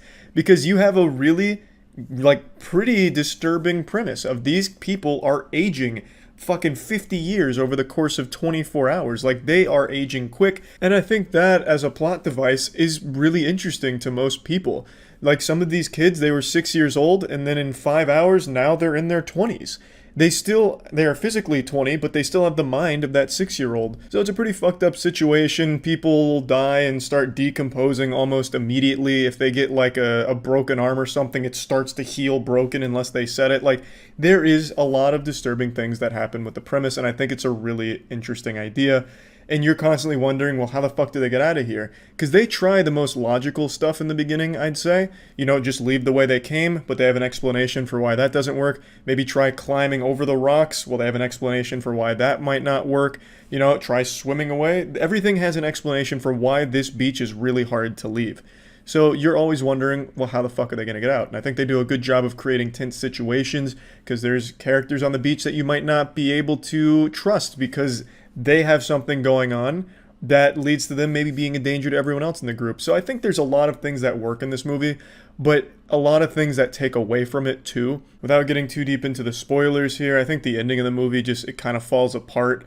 I like the idea he had with how to end it, but I think he was just too afraid to actually end the movie in like a good spot. So instead, like, writes himself into a corner, and the ending kind of falls apart, and it kind of throws away a little bit of like what actually the mystery of what was going on there. I just feel like there was just at the end so many like lucky breaks that it gets silly, and then to wrap up the way that it didn't match the rest of the movie, in my opinion. I can't really get into it without talking about spoilers, and I'm still debating on whether or not to do like a section of these moist meters for a spoiler talk so I can actually get into it. Haven't decided yet, so I'm not going to bother with this one. But yeah, overall I did enjoy the movie, but it's far from like a great or perfect film. But I definitely think it is an entertaining one with some interesting things in it. Plugging old into the moist meter, I'm giving it a 60%. I feel like this movie would have really benefited from someone being there and just slapping the pencil out of M. Night's hand every time he went to write character dialogue. I think that would have really helped elevate the movie a bit higher and maybe play to its strengths a bit more. I really just think someone needs to go over the dialogue that M. Night writes and change it, make it work, because that is a seriously lacking element to his movies, I would say. At least recently. But anyway, I still think it is a fun movie to watch. Now I'd like to talk about Helix mattresses. One of the most important things you'll ever buy in your life is a mattress. I'm sure you've heard that a million times from everyone you've ever met, and it's extremely true. You're going to be sleeping on it every night, every single day. So it's extremely important you pick one that matches your body type, and everyone's body is different. For me personally, the old mattress I used was just a little too soft, so it led to lower back pain. And then I found Helix mattresses, which give you a nice, unique sleep quiz, which will pretty much match you with your ideal mattress, whether it's like a harder mattress, a softer one, just to fit your unique body type. And for me, I needed something a little bit more firm, and since then, I haven't had that problem. Helix mattresses are super convenient because they're delivered right to your door, just rolled up in a box, and it's just super quick to get them out. It basically unpacks itself. So that's really nice, so we don't have to struggle with that. Also, if it makes you nervous to buy something you haven't tried yet, Helix mattresses offer a 100-night sleep trial, so you get more than 3 months to make sure that you love it, and if you don't, they'll just pick it up for you and you get a full refund. So if you're interested in trying a Helix mattress, you can go to helixsleep.com/moist to get up to $200 off your Helix mattress plus 2 free pillows. That's helixsleep.com/moist for up to $200 off and 2 free pillows. See ya. Initiating moisture.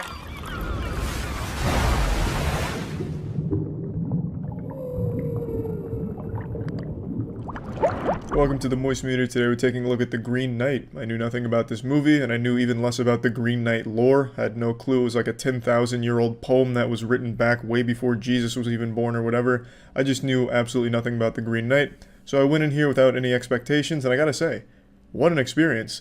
I can absolutely say this is the most unique movie I've seen this year, from the visuals to the music to the set design, costuming. Pretty much every aspect of this movie is unlike anything else that has come out in all of 2021. It's extremely impressive and it looks and sounds extremely good. But not only that, it's filmed in a unique way. It's filmed like it's a fucking riddle that you have to solve while watching it, or like a Lego set without the instructions, and I don't think everyone's gonna like that. I personally didn't mind, though there were some things that I was just a little upset that they didn't give clarity to, that I think were extremely important to at least touch on. Like sometimes throughout this journey of Gawain, they will introduce a character only for them to not exist 30 seconds later. So you're constantly questioning what's real and what's not a lot. And there's constant like abrupt cuts to different things, especially towards the end of the movie, and it just makes you very confused on what's really happening. Throughout the journey, there's a lot of this where there's just like these giant leaps that just don't make a whole lot of sense in the way that the movie flows. Towards the end of this review, I will do a couple of spoilers so I can tell you exactly what I'm talking about and give a few examples. I don't want to spoil too much, but I will do a section for spoilers towards the end, so if you want to know a little more about what I mean, you can stick around. But yeah, throughout this movie, there are times where it's like, why? Or what the fuck is going on? I also don't like sometimes that it takes way too long on a single shot. The intro, to me, was really upsetting, and the biggest culprit of this, for like the first almost 2 to 3 minutes, it is a single static shot of one little area and almost nothing happening, and then it pulls out and then the movie really starts. It's like, did it need to be that long? Like, I understand that it's a slower movie. It's an A24 film, so if you're not a fan of A24 films, you probably won't like this one. I do like A24, and I do like this movie, but I do think that it went a little too pretentious with some of its shots, and it didn't need to be as slow as it needed to at times. There's another scene, and this one's not a spoiler, where it's showing Gawain, and then it slowly, and I mean fucking like the camera's stuck in a like thick honey, slowly turns, and it keeps turning and turning and fucking turning. It's like in Austin Powers when he's driving the goddamn steamroller and the guy's just like screaming ah, and it's like 45 seconds of that. That's that shot, but stretched across 5 minutes. So it turns, 3 minutes go by, and then it does it a full 360, so now we're back on Gawain, something's changed, and then it turns again for another 3 minutes. It is the longest 360, well, 720 shot of all fucking time, and it was frustrating.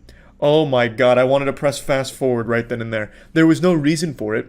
There was absolutely no reason for the shot to be like that. It didn't need to be that slow. If they wanted to do the 360, they could have sped it up by like 2 times, and it still would have been like a minute of turning, and it would have got the point across. It's just, there was times that had shots like that just didn't add anything to it and just made it kind of like a headache for no reason. Overall, though, I think the movie is fantastic. This is not a movie for everybody. It's a slow movie for sure, but I think it tells a really interesting story, and if you really stop and think about it, it tells a really profound narrative on honor. Without giving too much away with what the movie's actually about, and everyone's going to have their own interpretation, but the way I interpreted the movie, it was Gawain's journey to be a more honorable man, and throughout his adventure, he's tested in a multitude of ways. Whether or not he fails, you'd have to watch it to find out. But I think it does a really good job. It doesn't beat the message into you. In fact, it does very little to even feed you a message or even really tell you a story. It's just connecting, or barely connecting, a series of adventures that Gawain experiences. He made a deal when the Green Knight challenged him to a game, and he intends to honor it to the best of his ability. And I just really think it was a very interesting and very, very well executed movie. I enjoyed it. I do think it's a movie that not everyone's going to like, of course. I know some people are expecting it to be more action-oriented. It's not. In fact, there is no action. There isn't a single scene of action in this film, and I am totally fine with that. In fact, I think if there was action, it would take away from the movie. So I'm just going to go ahead and plug the Green Knight into the Moist Meter. I'm going to give this an 80%, like a hard 80%, really close to 85, but I'm going to get into spoilers now, so spoiler warning. The reason that I don't want to put it any higher is because I think it gets too ambiguous in smelling of its own farts. For example, the Green Knight is summoned by Gawain's mother, or at least that's what you're led to believe, because her and some others summon the Green Knight, supposedly by writing a letter, sealing it. The Green Knight shows up with that same letter right after they finish their ritual, so I mean there's clearly a connection there, and it's never explained why she summoned the Green Knight. It doesn't seem like she wanted Gawain to die or anything on a journey. It doesn't seem like she even really wanted to challenge Gawain at all if he was even a part of the Green Knight's mission. So it just leaves so many questions as to, well, why did she summon the Green Knight? What was the point? There was just no indication at all as to what her motive was. And I've only seen speculation and theories online with no real evidence to support it, except for a couple, like some of them saying she wanted Gawain to be a more honorable man, so she summoned the Green Knight hoping that Gawain would pick up the challenge and become a better knight or something and then take the throne. But this is all just guessing. There's really nothing in the movie that leads you to believe that was the motive. There's nothing subtle hidden in there that I could pick up on. Maybe I'm too dumb. But if you can't answer the question of why was the Green Knight there, which is the whole fucking, plot device of the movie, the whole thing that starts the narrative, well, then it doesn't work that well. You just have to accept, okay, he's there for whatever reason. Doesn't matter. Everything that matters is him getting there. I just think it's a huge misstep not at least giving some kind of guidance to the motive of the Green Knight being there and why Gawain's mother summoned him. And then the last thing that I'm going to talk about here for the spoilers without giving too much away is I don't even understand why this fucking happened in the first place. Like, why they even accepted the challenge. Just randomly during Christmas celebration, fucking goofy-ass Groot comes in, the Green Knight. He's like, hey, indulge me in a game. One of your knights strike me down. And then in doing so in a year, I'm going to strike them down. And they're like, of course, we have to do this now, because he asked. Like all of a sudden, it's a huge deal. So then he, just goes there and throws the match, just GG, gets his head chopped off, he's still alive. He's like, okay, now it's your turn in a year. They're like, okay, good, glad we solved that. But why even accept that? Why not you be like, get the fuck out? No, we don't want to play your game. We're not going to indulge you. Leave. Like, there was no repercussions for saying no. It's not like, you will play my game or else your kingdom will burn. There was none of that. It was just, will you play a game with me? Yes? Oh, great. Like, there wasn't any reason to say yes. They could just say, get the fuck out. That makes it sound like anyone in the entire kingdom could have just come up and be like, I want to be king, and let's battle for it. And they'd, by honor, have to say yes and just fight everyone that challenges them. Instead of just saying, no, get out. Just doesn't make sense to me. I feel like they could have just excused him. So I think that was a bit weak, too. There should have at least been a repercussion for saying no, but there wasn't. So, yeah. And also, last thing, seriously this time. And also, why does the entire world know that Gawain sliced the head off of the Green Knight? Nobody knew who the Green Knight was until Gawain killed him, and they're acting like he was some kind of hero. For a whole year, they were just sucking his dick. Like, not just the immediate area around him, but the whole of everyone you see knows about the Green Knight all of a sudden, and how Gawain is the hero that chopped his head off. It's like, well, what the fuck do you mean? Nobody had heard of him before this, at least not that I picked up on. I didn't hear anyone be like, oh my god, it's the Green Knight. You know who this is? This is the Green Knight. No, they were just like, who's this guy? Okay, we'll play this game. And then he plays the game exactly how it's supposed to be played. And they're like, hero, my god, you've done it, Gawain. Even though it was an open invitation for anyone to just kill him. So, I don't know. That also didn't really make too much sense to me. But again, this is an adaptation of just an old poem or something like that, like an old fairy tale, so of course it's not going to be like the most, bulletproof plot of all time, and I think it was trying to be really true to that nature of storytelling where it's like you just have to excuse some things, like there's going to be characters that come out of nowhere, there's going to be things that come out of nowhere, and you have to accept that and just enjoy the ride, which I'm able to do, but I still do want to at least point it out since it's a movie and not a fucking 10,000-year-old poem now, so I just wanted to talk about that. Again, I think it is a very good movie, and I enjoyed it. That's about it. So yeah. Initiating moisture.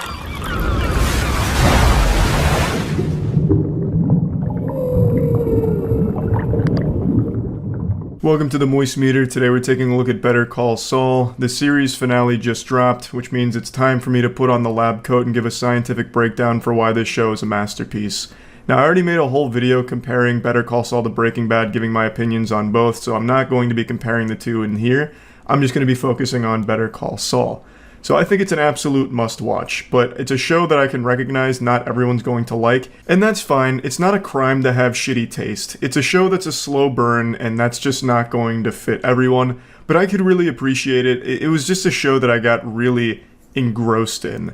I didn't watch it until season 6, like week by week. I had to catch up from seasons 1 through 5. Over the course of like a month, I binged the fuck out of it.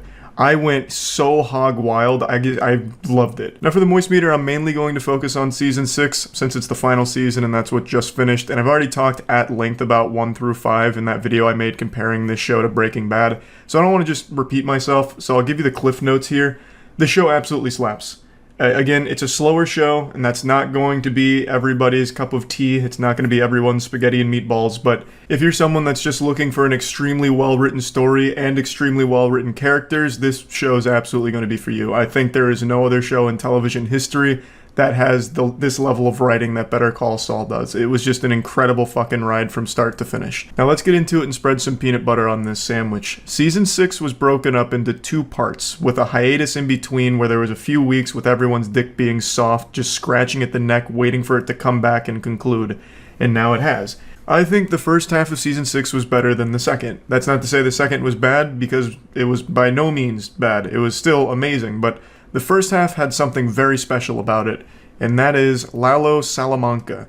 I'm going to be getting into some spoilers here because, obviously, it's the series finale, so in order to give my thoughts, I need to at least talk about what happens a bit. In the first half of season 6, Lalo Salamanca is this omniscient boogeyman that's haunting the characters. He can be anywhere at any time and kill you if he doesn't like the way you smell. He's just this looming miasma of misery that at any moment could just show up and kill, and god damn it, he does. The mid-season finale with the execution of Howard was probably one of the most stunning moments I've ever had watching a TV show. When that episode ended, I just sat there for like 3 or 4 minutes just digesting what I had just seen, just marinating on it. I couldn't believe it. It came out of nowhere, but it's not like it was just shock for the sake of shock or anything. Like, it felt like, damn, this is some Lalo shit. Like, it absolutely made sense, and it was so beautifully done. You know, Howard was a character where you were never, like, rooting for Howard, per se. He was framed as a bad guy, but he was never actually a bad guy. Howard was a really interesting antagonist where he was just, like, a nice guy overall with some moments of being a douchebag, but overall, he was just kind of a neutral, decent person who just always got used and abused by Saul and Kim and everyone around him, and then eventually just fucking murdered. And he didn't deserve any of it, really. This show just does an incredible job with every character of making you care. So even someone like Howard, who for 5 seasons we've been kind of like, ew, Howard's here, that means it's going to be trouble for Saul, you still can't help but feel awful when he's taken away. I think Lalo Salamanca was really the most important component of this show. They needed someone like Lalo to be even more evil than Saul and everyone else in the cast. Because Saul's not like a hero. He's not a good guy. No one would ever watch this show and be like, damn, you know, Saul Goodman, what a fucking saint. He's driven by compulsion. He hurts everyone around him for selfish reasons. He's a bad guy. But he's a really well fleshed out bad guy, where you are still rooting for him most of the time, but then you always see him go a little too far, just go over the line. And I think Lalo was just the perfect villain to stack up against him. And they also introduced another extremely strong character, Nacho. He's not in season 6, but I do just want to mention him because that's another new character that wasn't in Breaking Bad that absolutely shines in this show. I just wanted to at least put that out there. But back to season 6, I think in the first half, Lalo is what amplified it to being such an incredible first half. That mid-season finale still being probably one of my favorite episodes of a TV show. And then the first episode back for the second half of season 6, I thought was an absolute banger. That's when Lalo, spoilers, huge spoilers, Lalo gets beaten. Lalo gets killed by Gus in an incredible showdown. I actually thought that entire episode was so fucking perfect. I couldn't be happier with how they concluded Lalo's story, because this, of course, comes before Breaking Bad, so you know Lalo's not there. You knew he was going to die at some point, but you didn't know how, and I thought they executed it flawlessly with Gus doing it. Until the very end, Lalo was a menace. He had outplayed, outmaneuvered, outgunned everyone at every point throughout this entire show, and even in the episode where he dies, he was still on top until the very last second with some lucky shots that got him. So he doesn't go down like a bitch or like a pussy. He doesn't have like an underwhelming death. He has a really fitting death that I thought served the character very well. And he gets banished to the Shadow Realm with a smile on his face. He laughs himself into the afterlife. A really great conclusion to Lalo, but in my opinion, I felt the show kind of stagnated a bit after that. The following 2 or 3 episodes, while not being bad by any means, I don't think had that same level of impact that the first half of the season as well as the first episode of the second half had. It focuses on Saul post Breaking Bad. So now we're following Saul as he's undercover as Gene. So Gene is Saul Goodman after Breaking Bad, after, going through the identity change and everything and being on the run. So Gene works at a Cinnabon and he's starting to dip his toes back into a life of crime. He gets a little team together and they're pulling off small jobs for some money. And it's fun to watch. It's like silly little side quests, and it has a lot of humor in it. It reminds me of like the villains from SpongeBob when they form evil. Every villain is Lemons. Like, obviously Saul's the only one here with experience and the only one that actually comes up with the plans. But there's a lot of moments where the other characters do some wild shit. For example, one of them, while stopped at a stop sign and driving a taxi, is just hanging out for a while. Some cops pull up behind him. They don't have their lights on or anything. They're just sitting there eating fish tacos behind him, unaware of anything going on. And the taxi driver, who's working with Saul, panics, shifts his car to drive like he's fucking, shifting and Fast and Furious, ready to engage the nitrous oxide boosters, steps on the gas and immediately crashes into a parked car in front of him, which gets him arrested. This was actually the catalyst for Saul's demise. So Saul had earned the trust of this guy's mom. She was an elderly woman, and he had lied to her about a missing dog, and then they became friends, and then formed this group that was robbing people. But when her son got arrested, Saul did what he does, and he lawyered the shit out of it.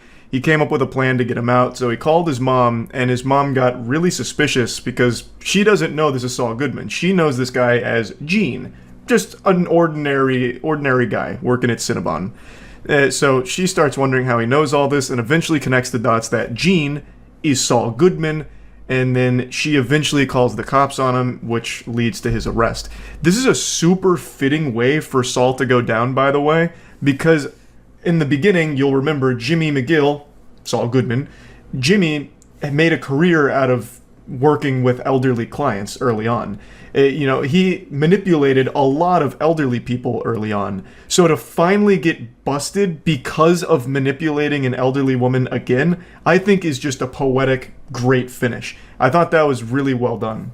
But my point is, I didn't find the adventures of Gene and this ragtag group of misfits robbing people to be super interesting. It was entertaining, like I enjoyed it, but it felt like it lacked aim. Which, again, you would expect. It was just kind of like a refractory period after the first episode of the second half of the season. Again, I don't think it was bad or anything. I don't even think it was lackluster because I still enjoyed them. But it just felt like it lacked an overall purpose. It was just watching Gene get back into Saul Goodman's, helm. Taking it back and, doing what he does best. Fun, goofy adventures, a bit silly at times, but it all did have a purpose in the end, where the mom connects the dots, calls the police, and they arrest Saul Goodman. And that brings us to the series finale where Saul Goodman, yet again, shines. He's able to strong-arm everyone legally, just laying down this fucking smackdown of law, and then even gets Kim out there to witness it, but decides to throw it all away and confesses to every single one of his crimes that we've seen him commit throughout both Breaking Bad and Better Call Saul. He makes a very public spectacle about everything that he's ever done wrong. And the series ends with him in prison. That's all she wrote. I think it's an extremely fitting conclusion. A character like Saul Goodman never deserved a happy ending, but this is about the best that he can get. Kim visits him in jail as his attorney, and the two get to connect one last time, and we see Jimmy in prison looking longingly outside at Kim. I think it was a fucking beautiful finale. Like I said, I enjoyed the first half more than the second half, but I love where the second half eventually ends up. I think Better Call Saul is a must-watch show that I recognize not everyone's going to appreciate, but I do think it's worth everyone giving it a chance. It is such an incredibly well-written show, I can't think of anything like it. I fucking loved it, so plugging Better Call Saul into the Moist Meter, I'm giving it a 95%, and I can't recommend the show highly enough. That's about it.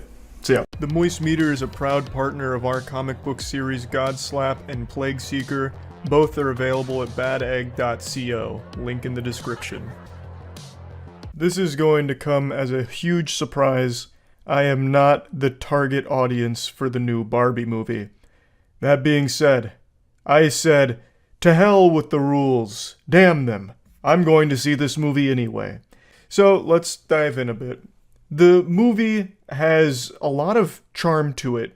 Surprisingly, like I thought it'd all be very formulaic, but they actually went very hard with the set design in Barbie Land. Barbie Land really does look like an actual play set come to life. It has a very interesting visual aesthetic to it that I thought was pretty cool. They put a lot of care into how Barbie Land looked, and I think they kind of fucking nailed it. And by far the best performance in this movie comes from Ryan Gosling as Ken. I'm a Ryan Gosling fan. I think most of the roles he chooses, he's very good in. And here he lets his acting chops get a little wacky. Even when I think he's working with pretty weak material, like there is absolutely just some throwaway lines in here that's supposed to be like low-hanging fruit gags. Ryan Gosling like brings a certain amount of pizzazz to and makes it more enjoyable than it has any right to be. Also, speaking of the comedy, this movie is pretty much a full-blown comedy, though that does want to deliver a message, and it spends a lot of time developing and delivering that message. But the focal point is on the comedy, and in our theater, which was fucking filled to the brim, literally overflowing with human beings here, which I did not expect. I didn't know this movie was going to be this big. There was many times that jokes just went to pure fucking silence. Like actual church mouse shit. A joke would be told in the movie, not a single giggle. Not even like a pity fart out of uncomfortableness. Nothing. Pure silence, like a sensory deprivation tank. There were some jokes that completely missed. But you expect that in a comedy. Not every joke's going to be a heater, but I was pretty surprised at how many didn't land at all. But then there were some that landed in a big way where the theater lost their fucking mind. So it had some high highs and low lows when it comes to its comedy here. And the common thread was the ones that were landing were ones that had Ryan Gosling kind of at the forefront as either the butt of the joke or the one delivering the joke. I just really think Ken was a surprise superstar here. Everyone knew Margot Robbie was going to be a good Barbie, and she is. I think she does a great job in this role here. I think she absolutely fucking nails it.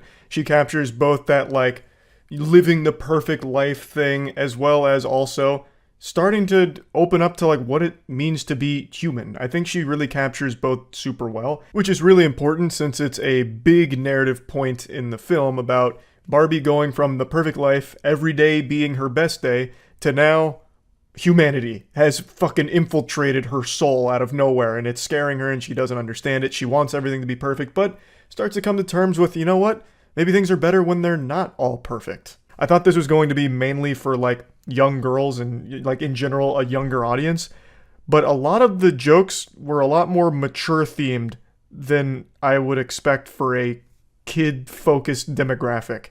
There was a lot of like actually mature jokes in here. She blatantly just drops the word vagina when talking to some dudes, and then Ken's talking about his wiener. Like it is PG-13 rated, but I thought that was kind of just for show. But no, I was wrong. They really do have a lot more like older themed jokes in here, I guess mainly for the children's parents that got roped into bringing them so they're not bored out of their fucking mind watching the Barbie movie. I suppose that would be the play here. One thing I also really didn't understand about this film is it's very clear that the focal point is on Barbie and Ken, in particular Barbie Land, and also the big difference between Barbie Land and the real world when they do eventually cross over to the real world. That's one of the core narrative points.